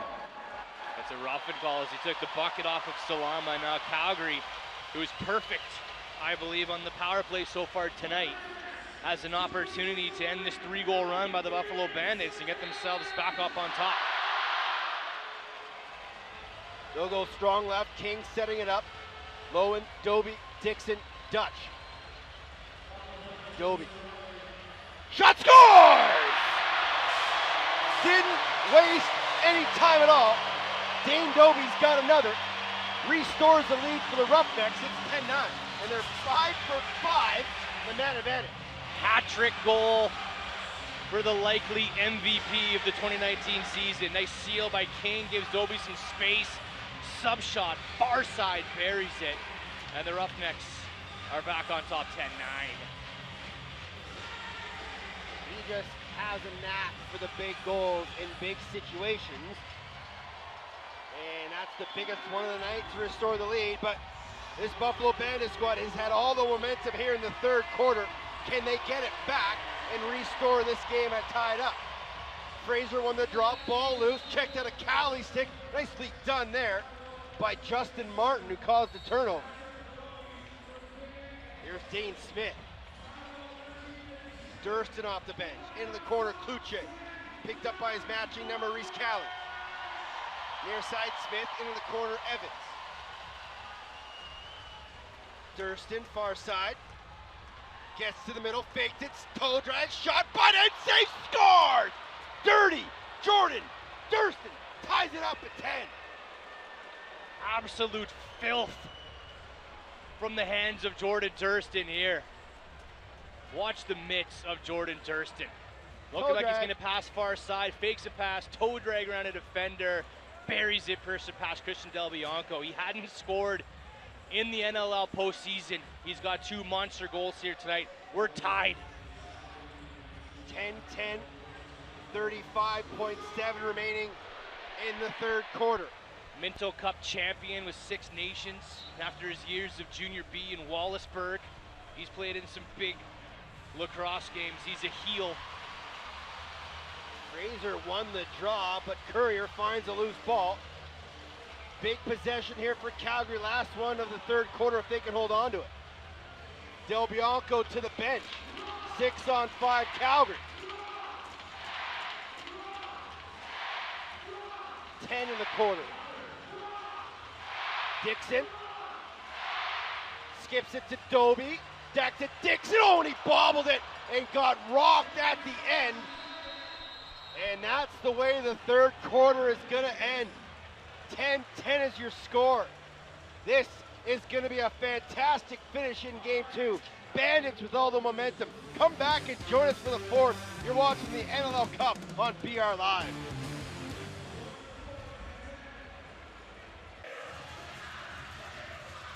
(10-10) with 15 minutes of regulation remaining.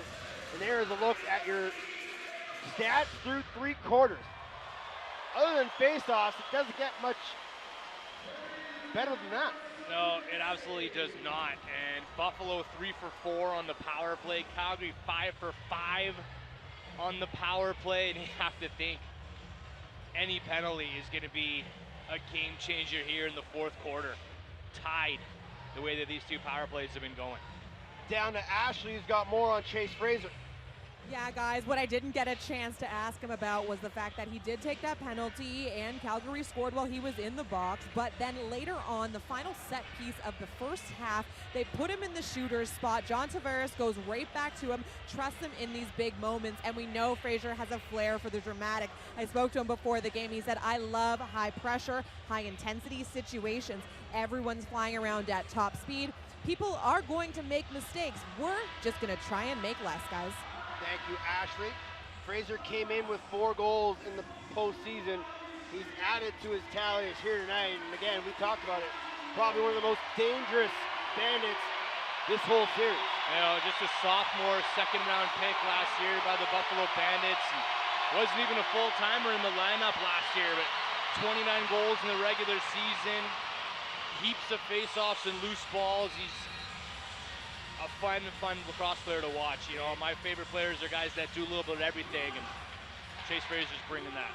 Might have gotten a little too anxious on that draw. Maybe the crowd got him to jump a little early, so Calgary will get first possession here in the fourth. Dutch, who's been quiet. He'll shoot and score! On cue!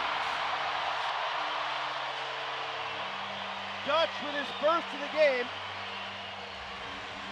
That was for you, Teddy Jenner.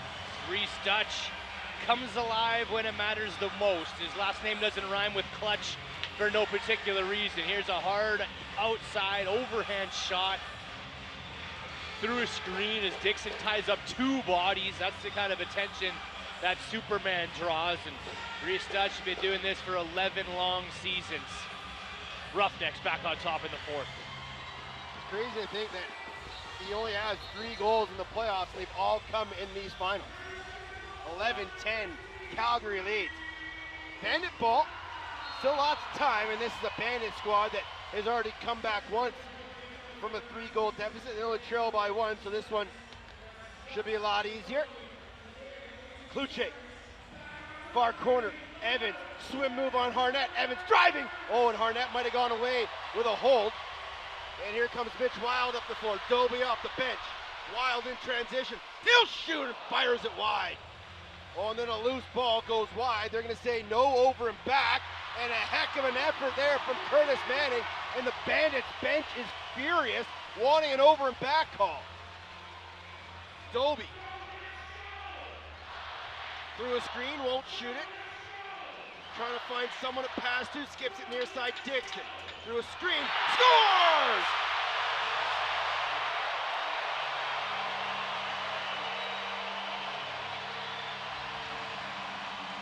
Dixon makes it a 2-goal game. His second of the contest. It's a 2-goal lead. It's 12-10 Calgary. Oh, the clutch veterans are coming out in the fourth quarter to play for the Calgary Roughnecks. Patented Curtis Dixon, a little bit of footwork at the top of the offensive zone, and then fires that one. Summer, 2-goal lead by the Roughnecks in the fourth quarter as he gets an assist from his longtime teammate Dane Dobie. And I know the Buffalo Bandits bench is still fuming over that over and back call. They were screaming. All 3 coaches were up on the bench, arms in air, trying to plead to the officials. And that was over and back. They didn't get the call, and Dixon makes them pay.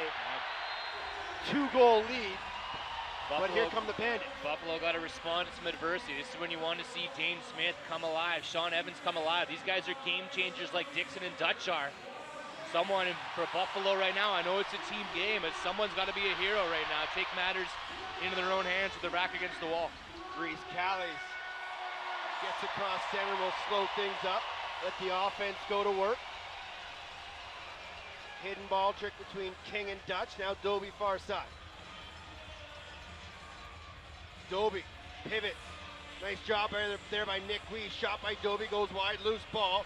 Mitch Desnew has it. He's going to have a man up ahead of him. But Dutch with heavy pressure. Dutch having a great night on the forecheck. And that hasn't always been in the arsenal of Reese Dutch, but he's doing it tonight when it matters the most. Here's Ian McKay. Kluche skips it to Dane Smith. Step back, spin, shot. Oh, and a nice save there by Del Bianco. And when we talk about the elder statesmen in this game, there are tons of veterans, but the youth in this game just shows how great the future of our sport is. Yeah, Chase Fraser putting on a show tonight. The young defenders for Calgary, Salama and Reese Callies doing damage, and no one younger than the guy between the pipes for Calgary and Christian Del Bianco. Dobie, shot saved by Matt Vince. Rebound Dixon. Buffalo's got 3 of the top 4 picks in this most recent draft. They acquired Kluche in a trade, but they got Gilray and Ian McKay, plus Byrne from last year. Yeah, some shrewd GMing to get Chris Kluche. Had some extra punch to that lefty side when Josh Byrne was injured. Dixon, double team, got to the net. Put a shot on target, and Vince falls on top of him. And Vince is slow to get up.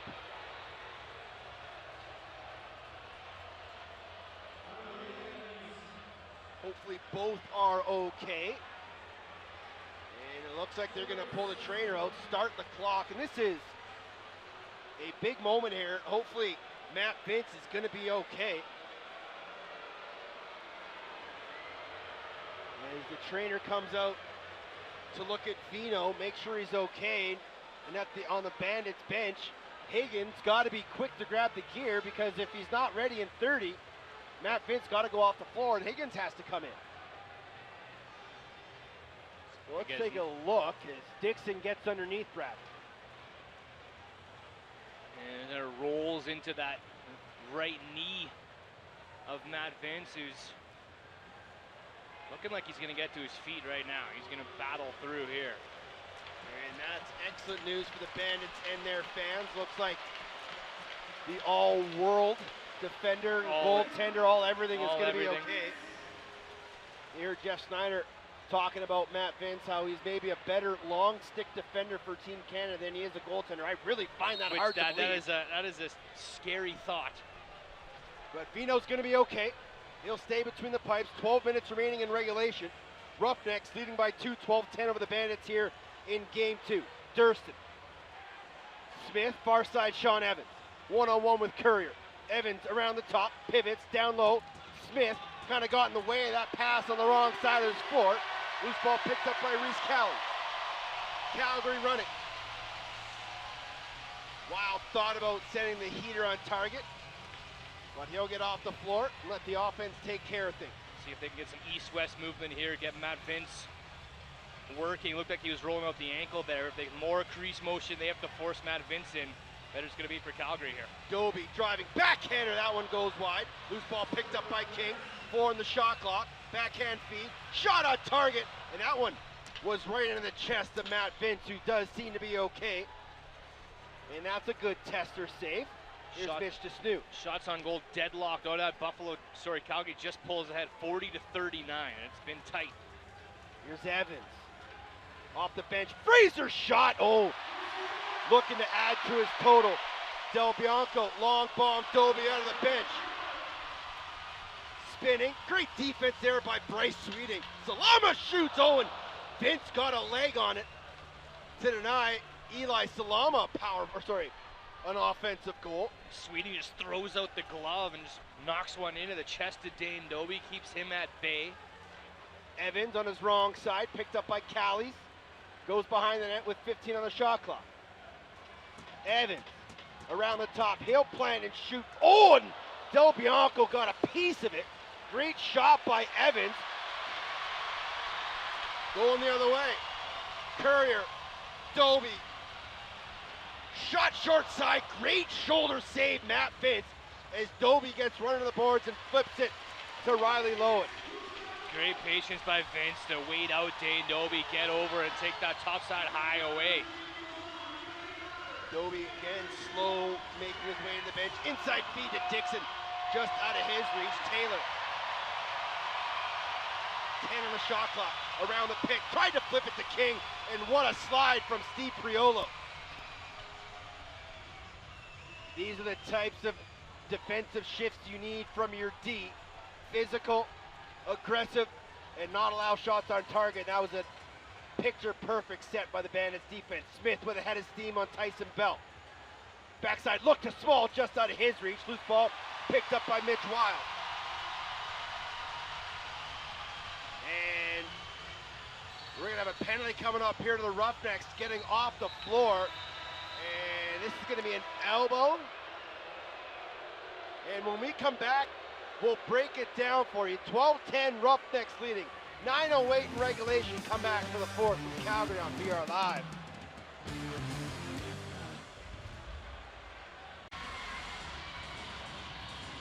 .908 remaining in regulation. 12-10 is your score. Calgary leading. Let's listen in to crew chief Ian Garrison on NLL Wired. Hey Mark, I'm like send a captain then if there's a conversation. No. Remember when I went like this to you? That's 4 seconds, 30 in game. I know. Okay. I'm getting the tough ones tonight, boys. Help me out in the pocket. That's 2.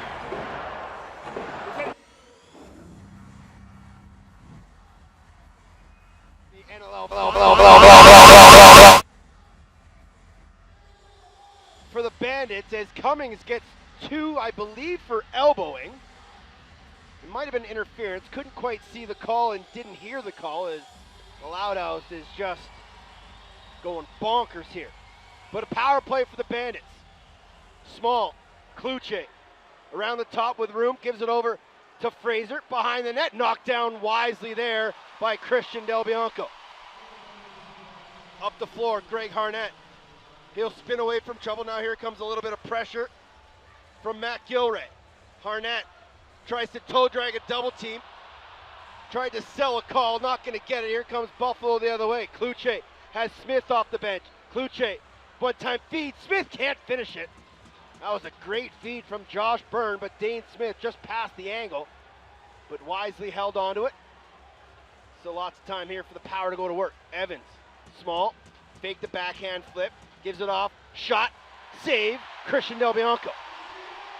Shot, save, no rebound, outlet pass, get it up the floor. That's what he's been doing all playoff long. And Bandits who've had a lethal power play tonight. They've been looking 5-hole for the last 2 games, and Christian Del Bianco just giving them nothing there. Dixon, 54 remaining in the minor to Chad Cummings. Ooh, dicey backhand flip there from Dixon. Good job by Dutch to find it.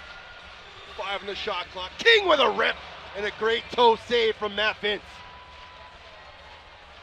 Hard late in the shot clock, looking, if you're not beating the goaltender, get a big bounce, get a big reset and a rebound. That one's swallowed up by the Bandits, and here they go on the power play again. Byrne, Smith behind the net, Durston. He comes around strong side to Smith, shot off the crossbar. What a laser from Dane Smith. But it bounces all the way back down to the other end. His best look tonight as he needs to get hot here late. 10 in the penalty, Durston, Smith, Durston, shot scores! Durston with another big goal, this time on the power play. It's a 1-goal game, 12-11, Calgary. The hat trick for Jordan Durston, who makes up for lost time here in the postseason. Their superstars have been quiet tonight, but Jordan Durston getting it done for the Buffalo Bandits. Takes a bump, he had one down low, he had an outside shot. This one comes right from the point on the power play, high upstairs. The depth of offense for both these teams is huge, and we're seeing that depth pay dividends here in game 2. Yeah, Lowen's got a couple tonight. Burton diving for a loose ball, couldn't find it. Eventually it was grabbed there by Martin. Ball loose right in front of the penalty box. 5, 6 bodies battling. The referee's letting them play for it. Ball scoots out, picked up by Courier. Up ahead, oh, just out of the reach of Tyson Bell, but he finds it! Oh, what a save by Matt Vince! Denies Tyson Bell in close. That could be a game saver from Dino. Yeah, mark that down. That was a big one late. Bell does a nice job of corralling it, and Vince does a better job of saving. 6:40, Kluche spins, gives it off to Small, who shoots, knocked down by Salama, never made it on target. 10 on the shot clock, stutter step from Smith, Kluche, swim move, gets a pick from Small, gets underneath, trying to get his hands free. One hand shot, saved by Del Bianco. Oh, it could have been a back in call, none coming. Cummings. That was a good offensive set by the Bandits. They're going to need more of those as we're approaching the 6-minute mark here in the 4th. Dixon gets a pick from Pace, skips to the corner, Doby. Doby still holding onto it, 8 on the shot clock, takes a look. Works into traffic, triple team, nice slide there by the Buffalo Bandits D. And any chance they can get a whack on Dane Doby, they're taking. Yeah, extra smothering here, deep into the 4th and final. Still lots of time to play. McKay, near side, Josh Byrne. Stretch it out, Brad. Gotta make sure you're fit for this final few minutes. This is the stretch. This is the stretch run. Got to stretch in the Pass booth. from Fraser doesn't connect. Counties to center. Every possession becomes that much more important here in this contest. Every reset. Dyer. Here's Dutch near side corner. Comes up top, gets a pick from Dixon. Dutch, shot, just put it wide. Loose ball grabbed there by Josh Byrne. Buffalo gonna run. Evans trying to get a too many men called, none coming. Byrne, Evans. Under 5 to play. Evans back in Courier, and Courier tries to go over the top. Up top, Cloutier. Shot takes a deflection. 13 on the shot clock. McKay. Double clutch save by Del Bianco, picked up there by Salama. Bounces off a couple of checks, keeps his feet moving. Salama gonna go for a run. He'll take a shot and just put it wide. Maybe a forced shot there by the rookie. Yeah, trying to do a little bit too much as this ball goes right back into the lethal hands of the Buffalo Bandits. Buffalo will take a quick possession from the Roughnecks every time. 4-10, Durfee, quick shot! Oh, save, Del Bianco, loose ball! Woo-hoo-hoo-hoo! Huge save by Del Bianco. Up ahead, Mitch Wong, shot off the bar! Vince got a piece of it.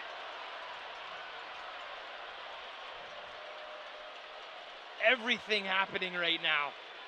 Buffalo down a goal. 4 minutes remaining. Evans.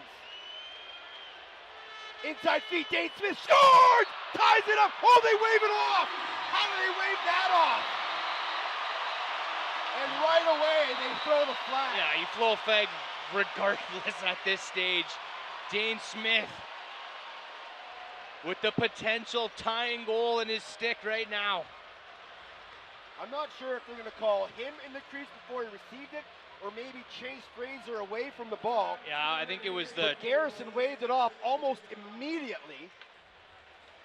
And now... Oh, yeah. How big is this, Brad? This is massive. Absolutely huge. And Fraser's laying down in the crease. I think this is coming back. I'm getting a look at a replay on the monitor here in the booth. Don't want to play spoiler a little bit here for you lacrosse fans, but video replay. I think if you're a Bandit fan, unfortunately, this one might be coming back at a So let's slow this one right down here. crucial junction. Here you see Fraser go down. Oh, you might be airborne though. Keep going. This is... Okay, stop, back up, It's going to be that left foot. Back up, back up, back up, back up. Keep Let's going see back. what Ian Garrison has to say with the production booth. I want you to be able to roll this from the overhead as well. I want to track the feet of the non-shooter. So obviously, they're focusing not on Dane Smith, the shooter, but Chase Fraser, the man without the ball. It's clearly Okay, I got to get an before he overhead look touched the there, guys. ground. But they Back need... up, back up, back up, back up, back up, back up, back This is up, gonna back be a up, good goal, back Brad. up. Back up, back up, back he's up. in the air. Back up, back up. Now roll from here, roll from here, roll from here. Communication between Garrison and the production booth. Hey, stop. Gentlemen, in the top left corner, I see 0.0. That means nothing because we're not in the last minute, right? Okay, let's roll frame by frame from here forward. There's the left foot planning. Right foot, left foot, still out of the crease. Diving. This is going to be a good goal. We're going to be tied at 12. Keep going. Keep going. Okay, do we have any other looks on this? Unreal. And as they say, when you can see the defense walking Yes. back out, both feet are Good look clearly here. Roll out this. of the crease. Tiptoes. Roll this. Ball's Great, in. thank you. He's on the Players ground. down. Garrison's going to give No, Buffalo it's the irrelevant game-tying goal. under time. We're fine there. That 30 does not exist unless you're under a minute. Here's the call from crew chief Ian Garrison.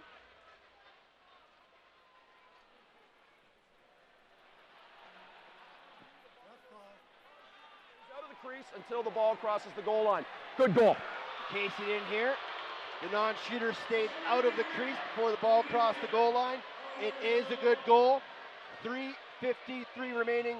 We are tied 12-12. Shots 48-45 in favor of the Bandits. Dane Smith's first of the night comes in Moneyball time. He ties it with 3:53 to go in the fourth quarter of an elimination game.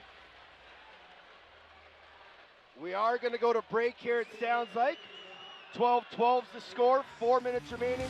Come back and join us from Calgary on BR Live.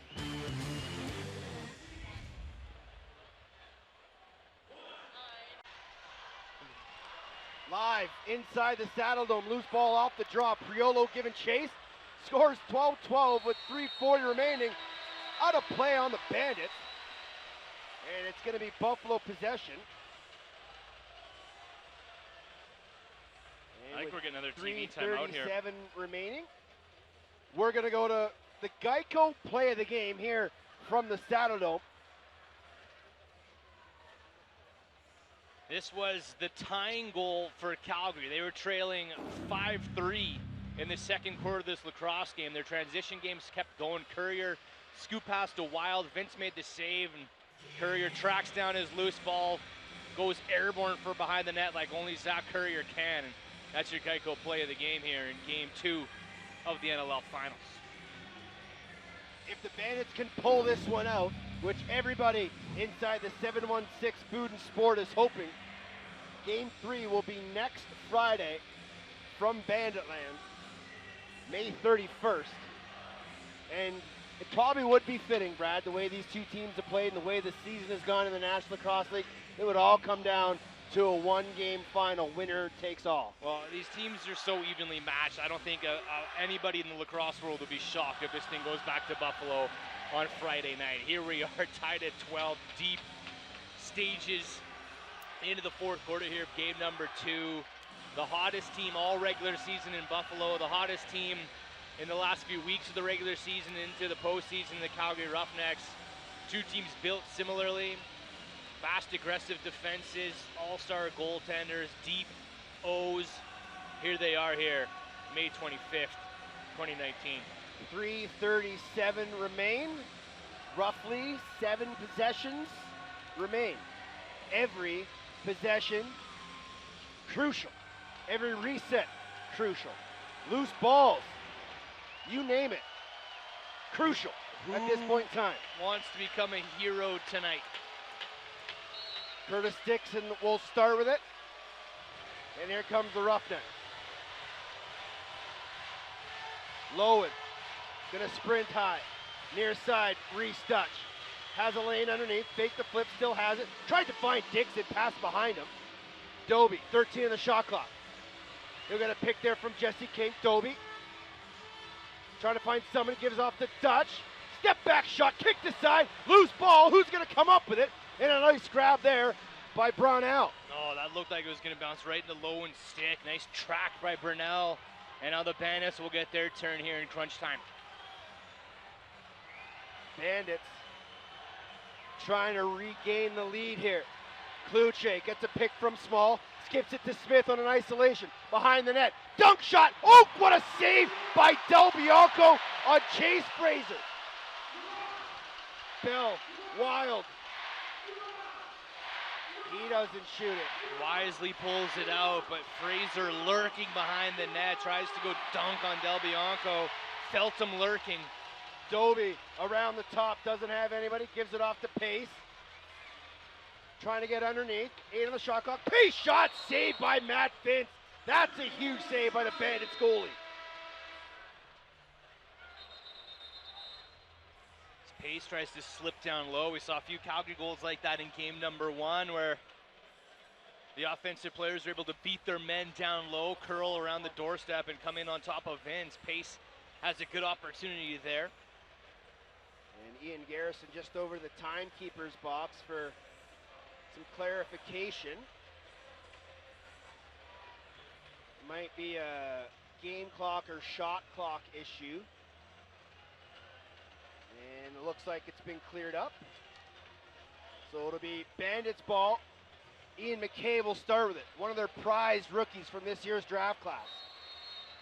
2:20 remain in regulation. 12-12 is your score. It was a defensive barn burner in game 1. This has been an offensive delight. Small. Smith gets a pick there from Evans. Trying to get it underneath Courier. Smith shot saved there by Del Bianco. Loose ball. Thurston had it.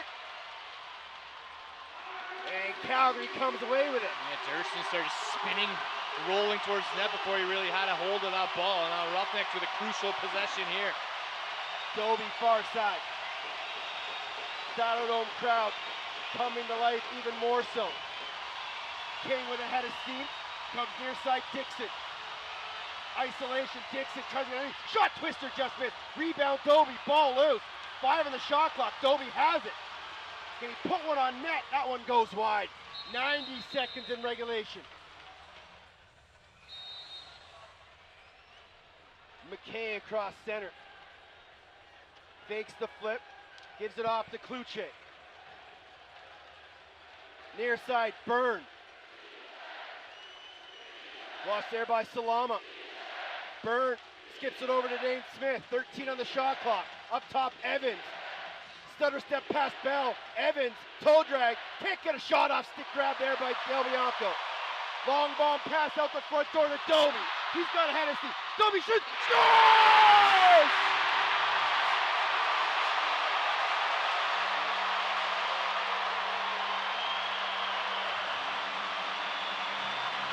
What a pass from Christian Del Bianco to Dane Doby out the front door. We're under 2 minutes to play, so this will get automatically reviewed.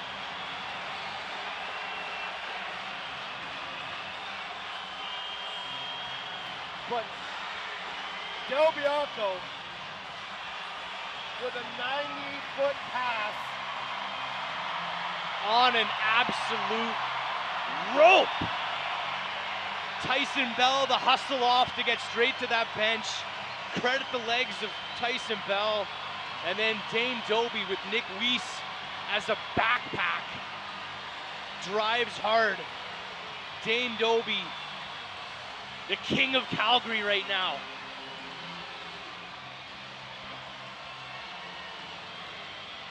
As if this went in cleanly, it likely stands.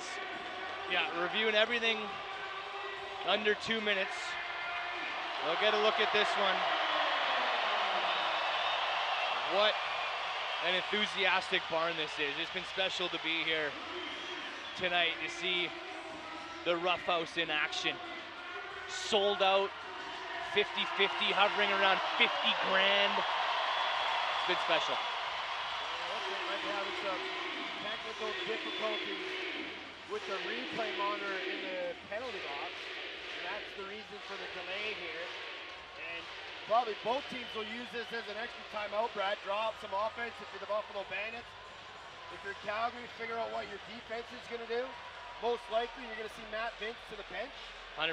Kurt Malowski's talking to the potential face-off team here. If this is, in fact, a good goal, Buffalo Bandits offense is standing around collecting their thoughts, plotting their next scheme.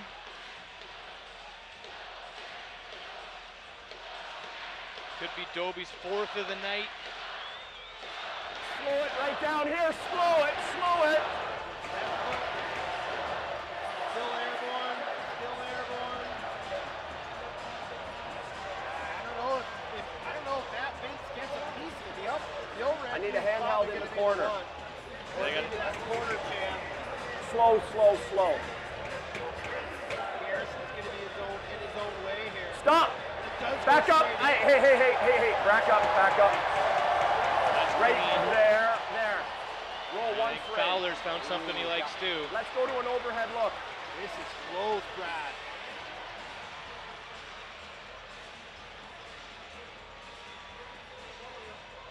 Doby is clean while he shoots it, but it's... Okay, can you switch to the corner cam? Same time. 55. Oh my goodness, how close is that? Back up to the overhead one more time. Well, and as lacrosse fans know, if it's inconclusive, goal on the call on the floor stands, and it was a good goal. Oh, here comes Ian Garrison. I have a feeling this one's going to stand. After review, the goal call is confirmed.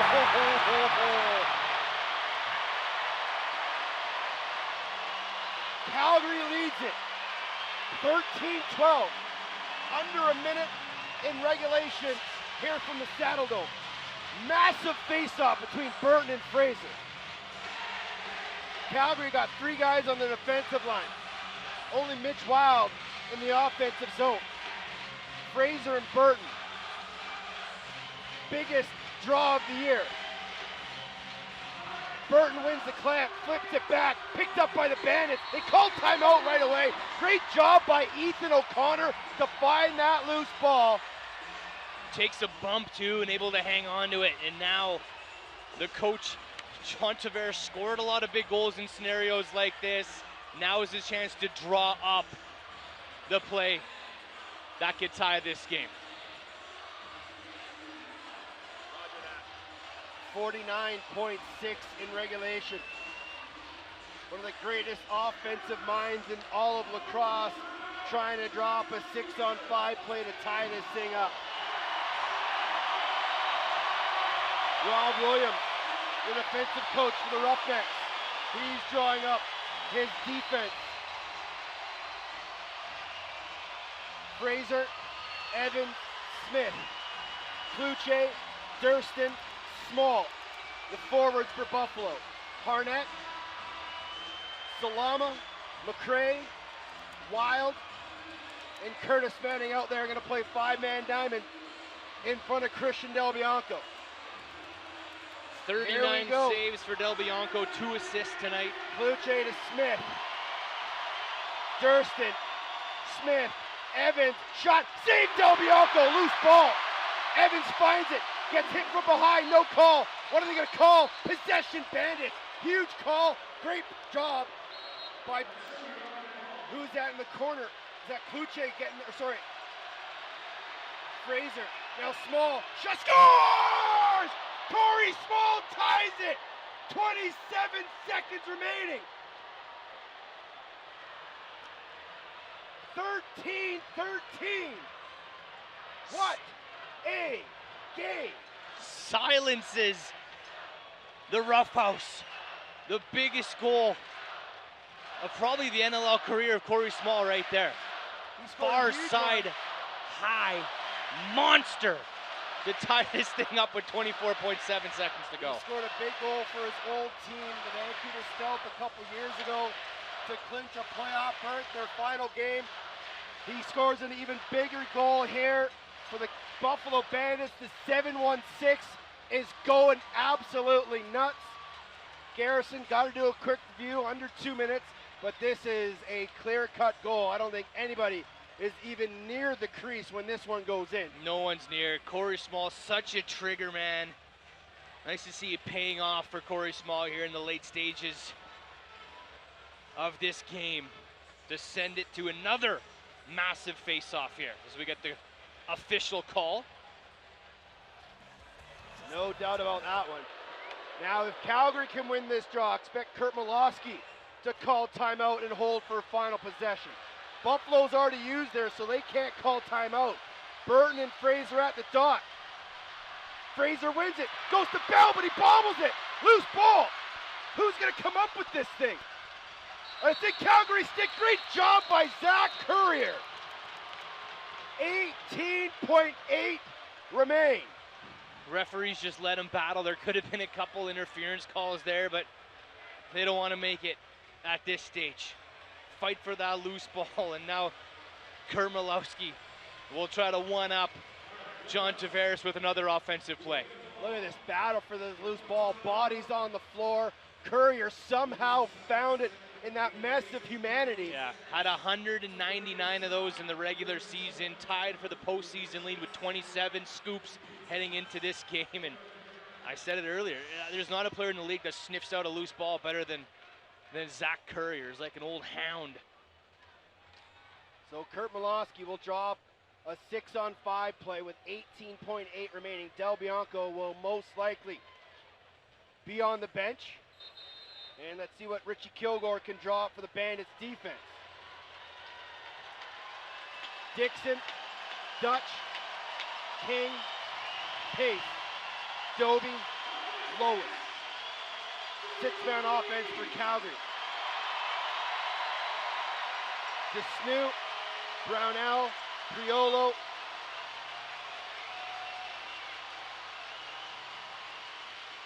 And Justin Martin's out there. And Nick Weiss. Here's Dixon, 15. Dutch, 10. Dixon. Dixon still has it. Doby, 4, 3, 2. Doby, shot off the post! We are going to overtime as Doby hit the post at the buzzer. He was that close. Wrong side of the floor, twister, short side. Defense is screening. What an absolute nail-biter. This is one of the best National Lacrosse League games I've ever witnessed. And I hope you're enjoying it, watching it with us here tonight. 2-minute break. Oh. Let the teams catch their breath. Let the fans catch their breath. Shots 53-49 in favor of the Bandits. 15 minutes of sudden death overtime. Next 90 goal seconds away. Wins. Let's have a look at the goal that put us here off the stick. Number 45, Corey Small. And just nobody stepped out to him, and when you give an elite shooter like Corey Small that kind of time and room, he's going to make you pay. Snipe City right there, the kitten they call him, Corey Small, with an enormous goal here. He's been a trigger man all season long. You know, Corey Small is not a guy that needs the ball in his stick for very long to be effective. It's just pass from across the floor, rip it off your shoulder, and we're going to OT in game 2. If Calgary wins, the trophy hits the floor. If Buffalo wins, we're going back to Bandit Land Friday night.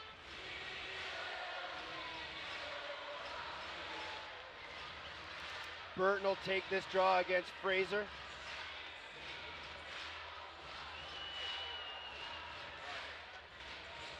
It'll be interesting to see if either team calls a timeout right away.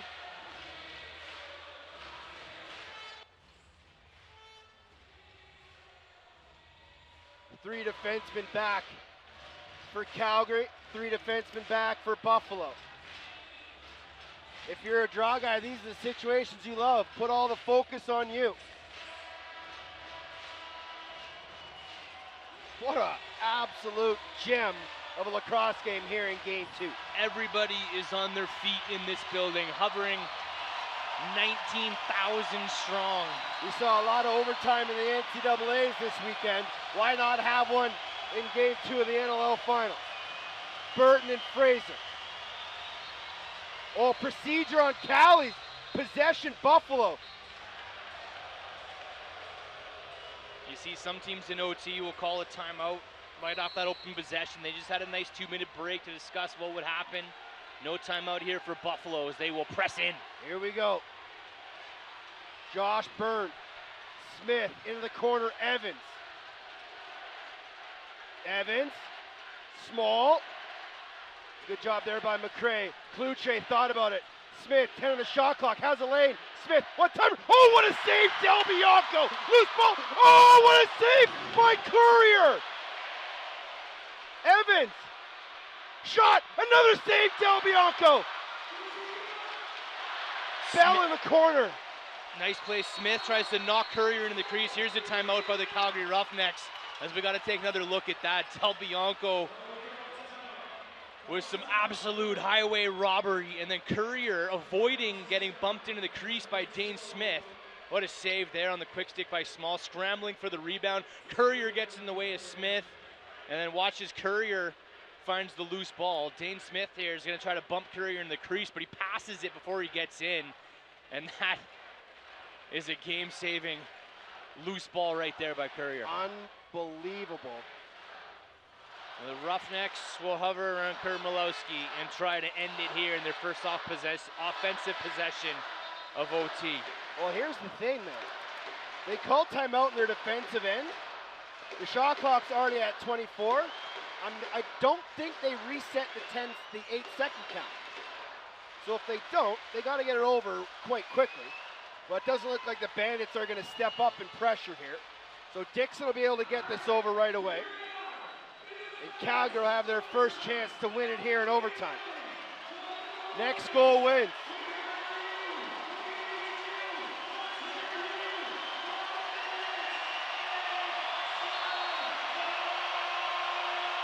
King.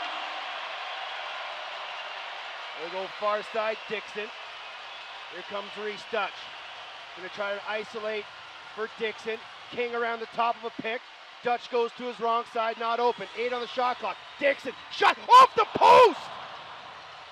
Oh, and King gets the rebound. Fresh 30 Roughnecks. King. Riley Lowen. shot, score!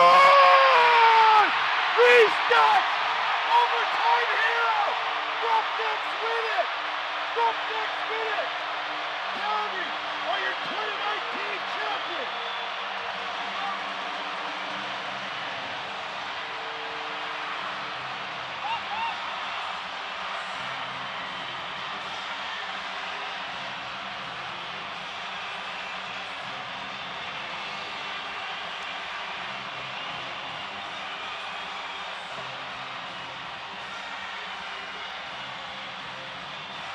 Reese Dutch, who was a late pickup by the Calgary Roughnecks in the offseason, scores the biggest goal in his career. An outside shot, short side on Matt Vince. Good Victoria boy, Reese Clutch Dutch. The unthinkable.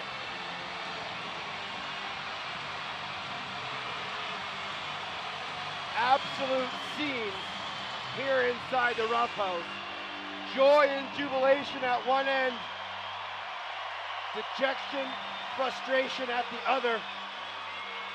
That second possession, Dixon rings it off the post. Calgary gets a nice bounce. They get to do it all over again. And Reese Dutch, who's 900 points in the regular season, boatload of points, a champion in 2011 with Washington. He's been in these games, he's done it. 2010, in Washington, was there in 2011, was there in 2013. Here he is with a new club in 2019, and he's just scored the biggest goal of his career. An absolute heartbreaking way for the Buffalo Bandits season to end. They were the #1 team during the regular season with a 14-4 record.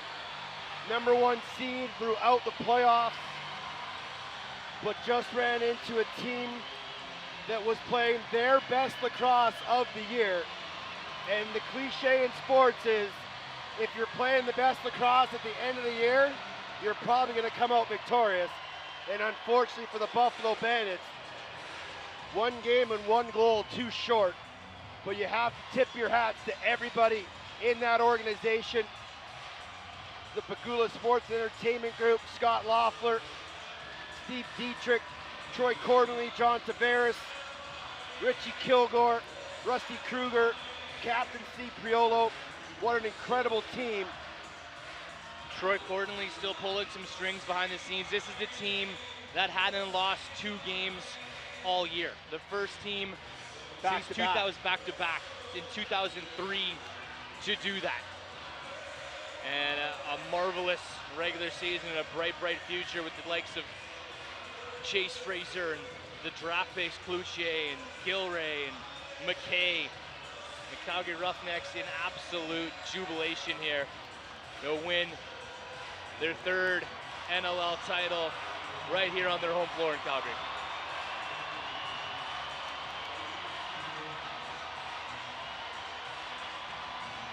This place is going absolute bonkers, as you would expect. They're not sleeping in Calgary tonight. Mike Board, Kurt Malosky, Rob Williams, Bobby McMahon.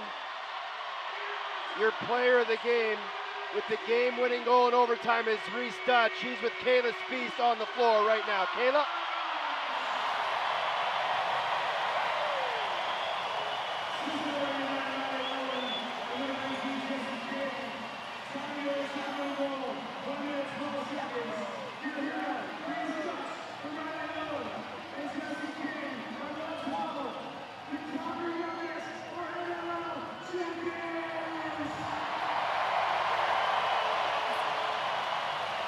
I'm with the player of the game, Reese Dutch, scoring the winning goal. Let's talk about that goal. Tell us what you saw.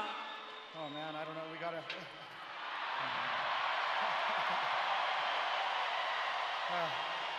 We had a play drawn up. Dixon went to the net, hit the post. We battled hard to get the loose ball, and then it was just scramble from there. We were patient, set a couple nice picks. I popped off, caught the ball open, and just shot the ball I'd shot the ball far side the whole game, so I thought I'd try one short side. Talk about the resilience of the team, especially in the fourth quarter, going into overtime. You were gushing blood. I don't know if fans can see that. You've been gushing blood for several minutes, but talk about the drive on that bench right now. Oh man, I don't know. I mean, you can see it in their eyes, right? The happiness says it all. It's been a grind all year. You know, we came out and scored too early in the fourth, and we knew it wasn't going to be the end of it. So the resilience is huge. Killed a couple penalties, big goals in the game. Reese, at the beginning of the season, there was a lot on your shoulders. A weight was lifted. You came to Calgary.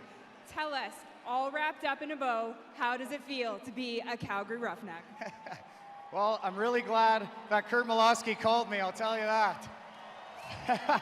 And, you know, I think it's fair to say that that worked out pretty well. It definitely did. Congratulations, Reese. Thanks a lot. Reese Dutch, his second NLL championship in his career. No goals bigger. His hat-trick goal. And we talked about it. You know, he comes over from Vancouver, gets a new breath of life here with the Roughnecks, and he was everything Curt Malawsky and Mike Ford hoped he would be. He was a veteran. He was a leader. He was a hungry, gritty guy. And it couldn't happen to a nicer guy and a better player to score that winner in overtime. No, he's absolutely one of the most clutch players we've ever seen. And the biggest goal of his life here tonight, an absolute tale of redemption for Reese Dutch, who last season had the worst statistical career. Vancouver wanted a fresh start at Rogers Arena with a new team. They released Reese Dutch into free agency. Curt Malawsky and the Calgary Roughnecks, who played a lot of big games against Reese Dutch over the years, bring him in to be clutch. And, you know, he wasn't going to outshine Curtis Dixon and Dane Dobbie. He didn't have to do that this season. He had to play a different role in a different system, and that gave him the opportunity to throw it and have big goals like this and opportunities like this. He's won one as a player. Now he's finally won one as a coach. Kayla Spies has the victorious coach, Curt Malawsky. Kayla? I'm with our head coach, Curt Malawsky. Mouse, as they call you on the bench. Describe what this means to you. You know what? It's in front of all these fans. You guys never quit on us year after year, man. We finally got it done, and you guys stayed with us, man. We love you all, man. We love you all. Coach, you were saying that this game was do or die for you. You've been playing with that mentality for several games now, back into the regular season. Describe that intensity, especially in the fourth quarter, calming the nerves, making sure everyone was calm. You know what, man, those kids left it on the floor. We said before the game, you put your hearts on the table for each other, and they put their hearts on the table today. When you put your heart on the table, good things happen, and we never quit, man. I'm so proud of those kids, man. They're going to enjoy it, man, for the rest of their lives. They walk together forever now. Obviously, with Buffalo tying things up, forcing overtime, really shows how close this series was and how good Buffalo is. Just talk about what it was like to play against them. Outstanding coaching staff, outstanding team in goaltending. Steve Dietrich's a good friend of mine. He put an outstanding team together, and you know they didn't give an inch, we didn't give an inch, and it was just two great teams and a great product for the National Lacrosse League. What was maybe the biggest play for you tonight? Obviously, well, Reese Dutch's goal was a big one, but I thought Dobbie off the bench when Delps made a huge save, and we had a chance to clinch it, and you know we didn't get it done there. But the guys are resilient, man. They never quit all year long, and you know those little microcosms of the season pay off when it counts, man. I'm so happy for those kids. I also like asking you this question because you do point out some things that we might not see through the fans' eyes, but who was kind of an unsung hero for you tonight? There were so many guys that scored, but who was kind of the unsung hero for you tonight? Well, you got to look at number 3 and number 11 out there just to point two guys out, but it's a whole team, 25 strong, and that's what we say. But 3 and 11 left nothing there, man. They were hurt, you know, but they kept on going, man. They weren't going to quit on the team, and that's what warriors and champions do. They don't quit. Thanks a lot for this, Coach. Thanks a lot. Thank you, Kayla. Probably one of Mouse's longest interviews, but you can hear the passion in his voice. You can hear how much this means to him as a coach, how much he loves his players, how much they love him. And this is, he said it, this is going to be a moment they will all walk together as family. This team's missed the playoffs once since he's been the coach. It's been unreal, and he shouted out there 3 and 11. That's Dan McRae, and that's Greg Harnett. McRae in his 9th year, Harnett in his 8th year, all with Calgary. Curtis Manning in his 10th year, all with Calgary. Dixon, 9 years, all with Calgary. their first championship. Congrats to those men right there. Commissioner Nick Sakiewicz making his way out onto the turf for MVP and trophy presentations. Let's send it down to the in-house announcer, Mookie Wilson, who will take us from here.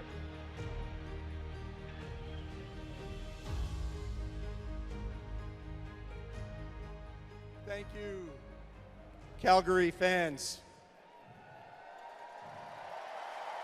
You are some of the best in the National Lacrosse League, and you showed up big time tonight. Thank you very much. I want to present the MVP trophy. You could probably guess who it is.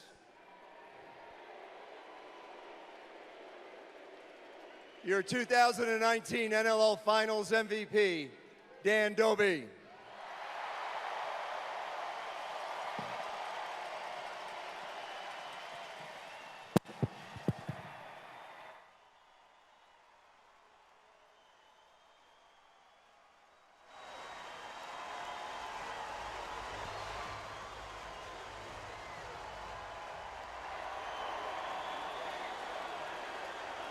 Dane Doby, MVP, you led the league in scoring all season long. You are the playoff final MVP. You usually don't like talking about yourself, but how does this recognition feel? I'm not going to talk about myself. Christian Delbianco, man, you're the baby! Yeah! Yeah! I love you, baby! Come here! This guy's the reason. This guy stood on his head since day one. He's been here. He's amazing. This is for him. This is for all you. We love you, Calgary. Okay, well, we have Christian here. Let's talk to both of you about the play.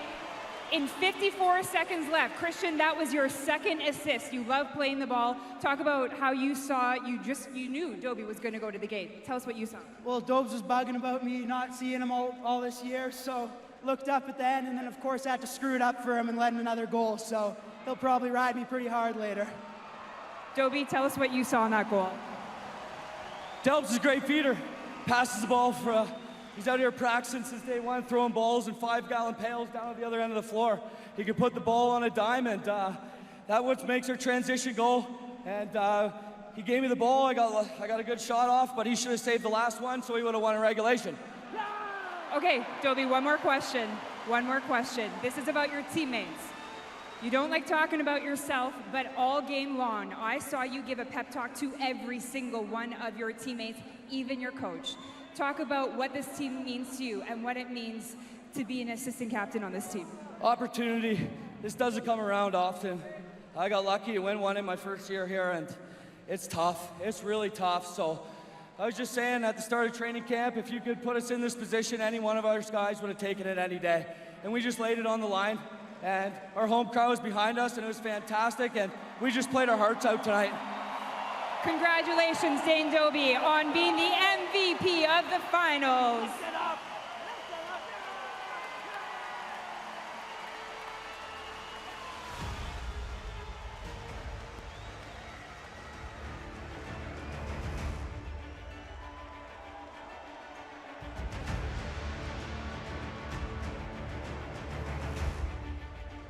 All right. And now, Roughneck fans, the moment you've all been waiting for. Please welcome the National Lacrosse League Cup.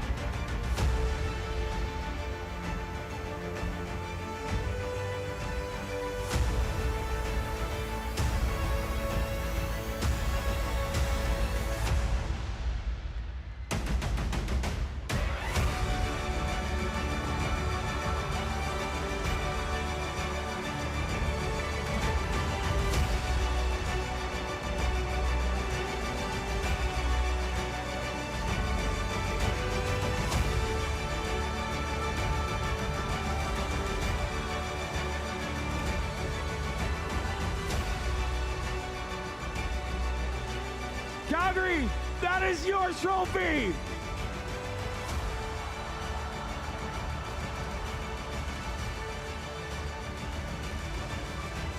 Presenting the NL Cup on behalf of the National Lacrosse League is Commissioner Nick Sakiewicz.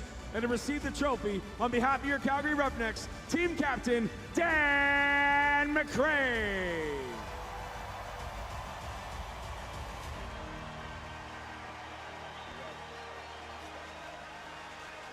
On behalf of the National Lacrosse League and our Board of Governors, I want to congratulate first the Buffalo Bandits for a great series.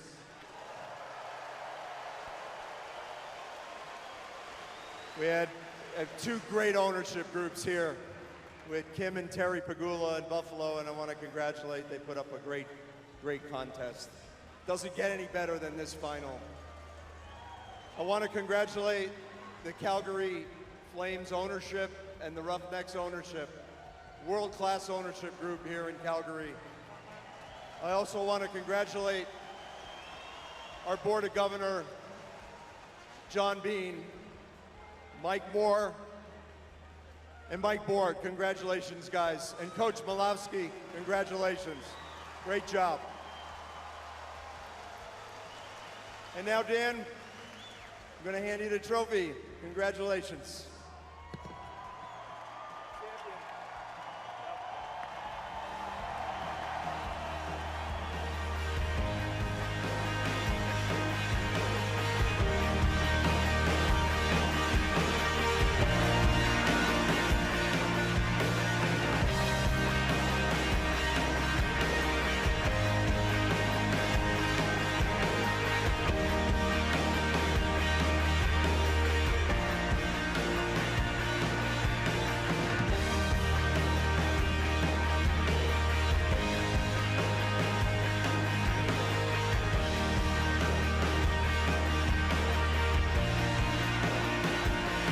What a scene here inside the Saddle Dome. And we talk about the class of Dane Dobbie saying that Christian Del Bianco should have been the MVP.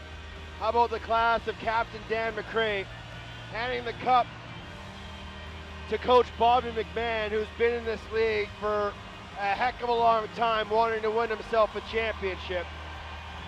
And this is going to be a party that lasts throughout the night.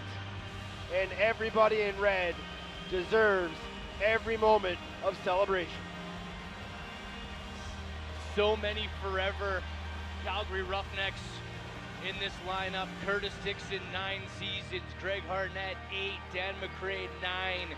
Dane Dobbie, 11, getting his second. There's Manning, another 10-year pro, all with this organization, all getting to lift this trophy for the first time. The mix of the vets, the youth in Zach Currier, the rookies.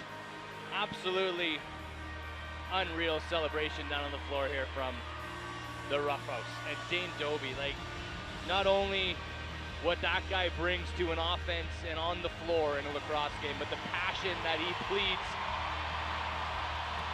with the microphone, celebrating his teammates. He's going down in history tonight. There's Mike Carnegie. Didn't factor into any games in these playoffs in this series, but a long-time Calgary Roughneck. There's Reese Dutch, the overtime hero, scoring his 3rd goal of the game to give this Roughneck club their 3rd franchise title. There's Jesse King. He was a member of the Swarm when they won it a couple years ago, but didn't play because he was out with a knee injury. Didn't even know if he's going to be playing this year or anymore because of a secondary knee injury, and he comes in and what? They're 7-0 with him in the lineup. Undefeated with Jesse King in the lineup. That championship is going to feel real good for Jesse King. Dane Dobbie's got his young daughter out on the floor with him. There's Tyler Richards. He was brought in last year to be a 3rd goalie in this system. Takes over the backup role. And he was a huge motivating leader for Christian Del Bianco. A great elder statesman as the backup. Yeah, Richards won one as a starter in 2010 with Washington, battled Bob Watson to an 8-7 game in the 2011 final, one of the best goaltending performances that we saw until this season, until Christian Del Bianco stormed onto the scene as a 21-year-old. And this just maybe the first of many for Christian Del Bianco. Del Bianco, 43 saves. And Kurt Malosky was talking about key moments in that contest. He mentioned the pass from Del Bianco to Dobie, but how about the save by Dobie and then the save by Zach Currier in overtime? Absolute game changers. And then that loose ball off the bounce off of the Curtis Dixon post, a lucky bounce, and Roughnecks get it back. And Reese Dutch seals it. Reese Dutch, I don't think he's got his lacrosse stick in his hand. This may be his last time playing. There's Kurt Malosky lifting the cup. That's got to feel extra special for Kurt as he hands it to Sato. Rob Williams, his first ever title in the National Lacrosse League. Rob Williams, who dialed in this defense all postseason long. Had the boys in lanes, helping execute Kurt Malosky's game plan. A huge credit to Sato Lax, Mr. Rob Williams. Let's go back to Mookie Wilson, who's going to send it down to Kayla's face with Dan McCray.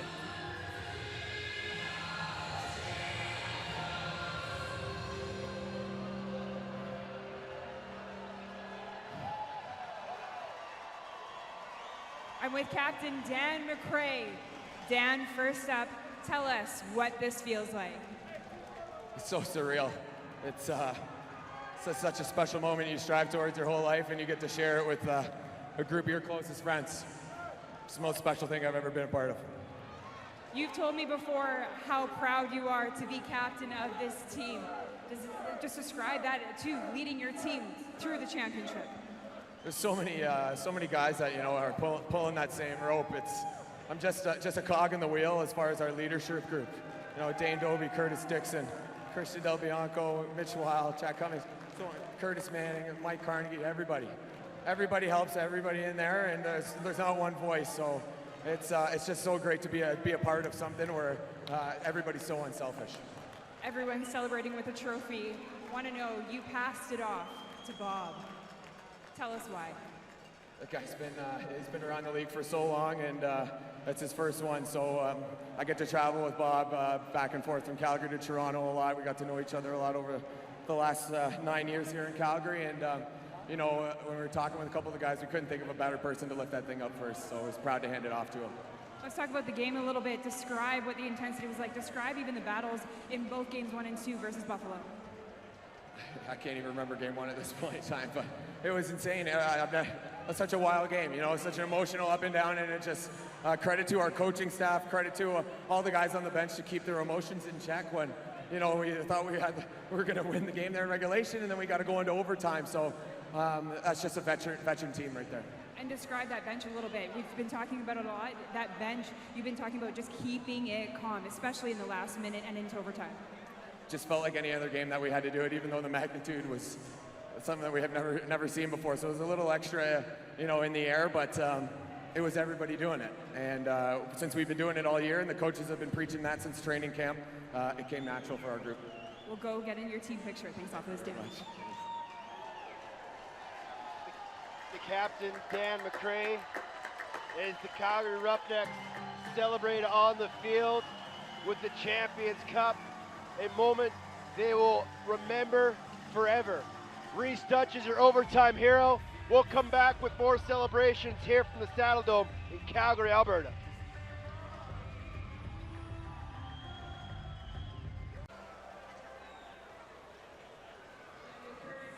Scenes still going on here inside the Saddle Dome as the drill crew gets their chance with the National Lacrosse League Cup back inside the Saddle Dome.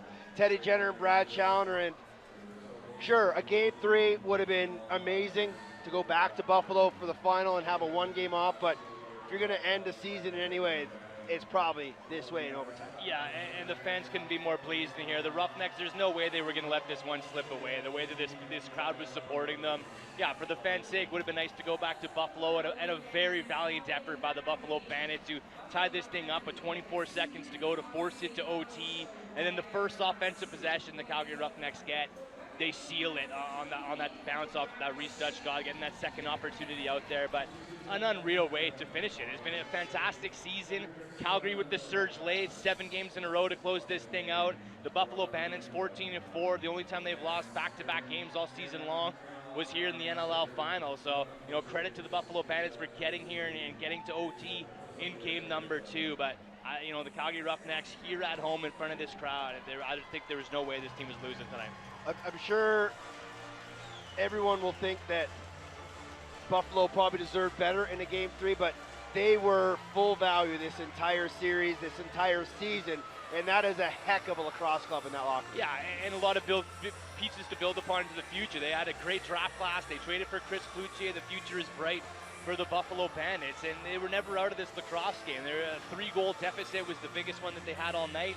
They ended up chipping away, tying this game at 10, tying this game at 13 or 14, and heading this game into OT. So they got as close as you could possibly get, and who knows what another possession or two would have done for the Buffalo Bandits here tonight. But full credit, you heard Kurt Malowski giving credit to Steve Dietrich and the crew that he assembled.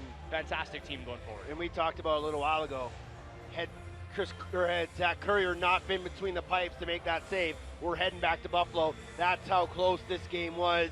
An inch the other way, that one goes in. But that's a heck of a lacrosse club. They battled throughout the whole season. This is Calgary Roughnecks club.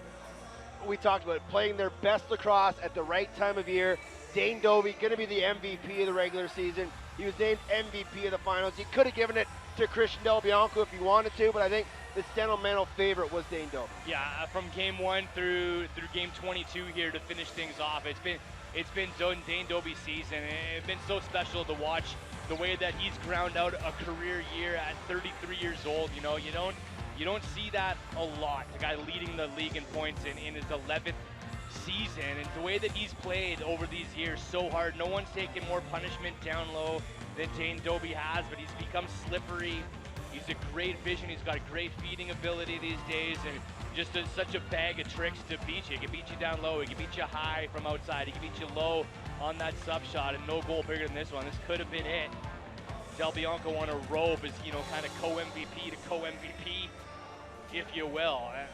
No bigger goal. One of the biggest goals in Roughnecks history there to send it to OT. And heart and soul, exemplifies what it means to be a Roughneck. His jersey and his picture are going to be hanging up here in these rafters next to Caleb Toth and Tracy Koleski one day. Yeah, you mentioned TK and Niner, 2 legendary Roughnecks. It's not too long till Dane Dobie goes in that rare air of all-time greats for this organization. There's no doubt about it. But overall, this game was full value. This was a fantastic contest from start to finish. The chess matches between JT and Kurt Malowski as they went back and forth, 2 former foes in the National Lacrosse League as players.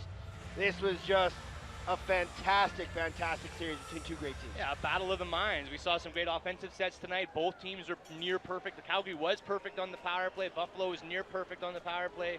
We saw some nice transition goals. And you talk about that chess match. Buffalo switches to zone defense in that second half. They hold Calgary off. They're able to fight back and tie that lacrosse game. Josh Byrne was coming out of the defensive gate. Dane Smith was coming out of the defensive gate, looking to spark that transition. So JT and Rich Kilgore, throwing everything they could at the Calgary Roughnecks, who were absolutely resilient and, able to pull it out in the end. Reese Dutch scores a hat trick, including the overtime game winner. You could hear the emotion in his voice, everything that he had been through, released by Vancouver, picked up by Calgary. Kurt Malowski makes that call. I don't think Reese really expected the call, but he got it, and he made the most of his opportunities. Yeah, and of anywhere, Calgary and Vancouver have such a rivalry over the years. I think, I don't know if Calgary would have been the place that Reese Dutch would have expected the phone call to come from, but he's a big game player, and a good sniff from Kurt Malowski to have a hunch and know that this guy still had some game left in him and still had some big goals left in him. And the biggest goal of his career, his storied career, 900 points in the regular season, 3 finals appearances prior to this one, and Clutch Dutch still getting it done and living up to that moniker here in his career. We'd be remiss if we didn't talk about Christian Del Bianco. The kid is just going into his first year of senior lacrosse. He's just turned 21. He could be in the States going to college. He could have been playing junior, but he decided, you know what? I want to test the waters of the NLL. And the moment he came into this league, he had to wait a bit. Frankie Scigliano was here in Calgary. Mike Poulin was here. He had to bide his time before he was given the reins. And since he got that #1 spot, he hasn't relinquished it, and I don't see him giving it up for many, many years. No, and an apprenticeship program. You mentioned working with Scigliano. Those guys were so close.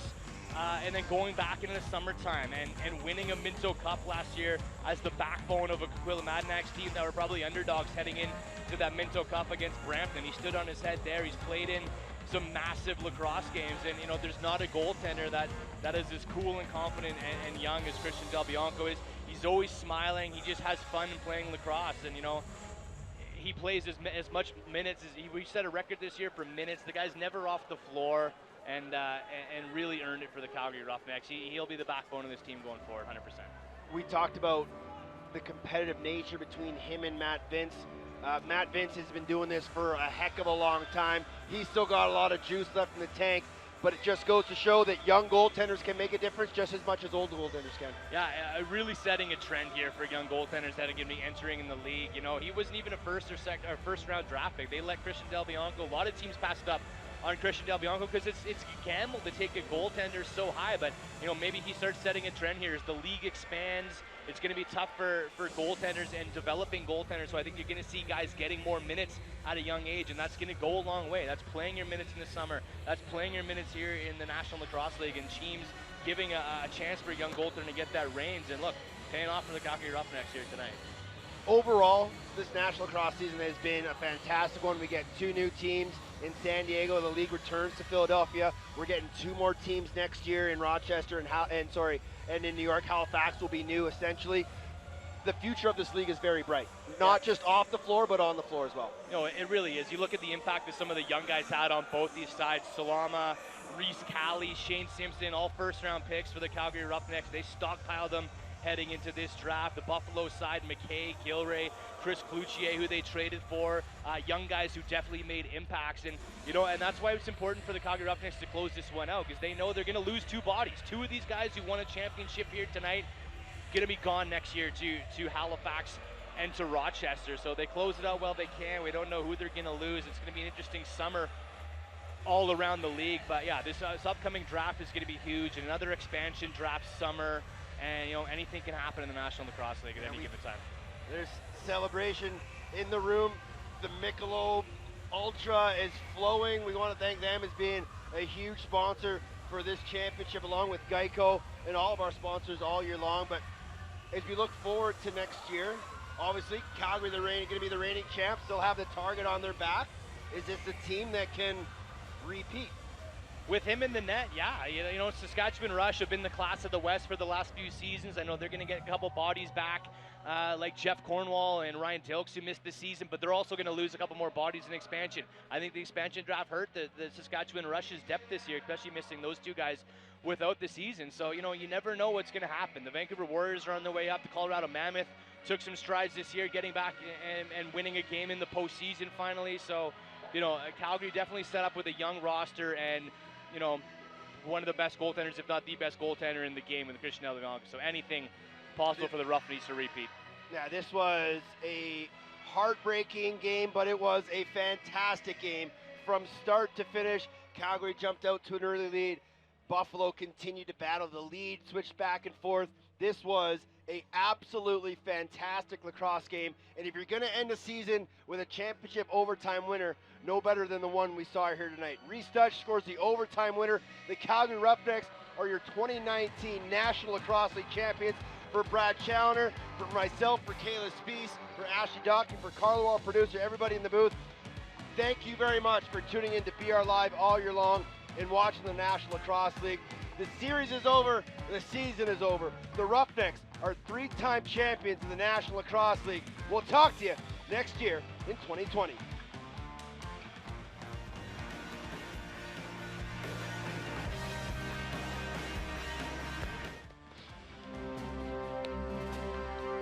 You have been watching a special presentation of the National Lacrosse League.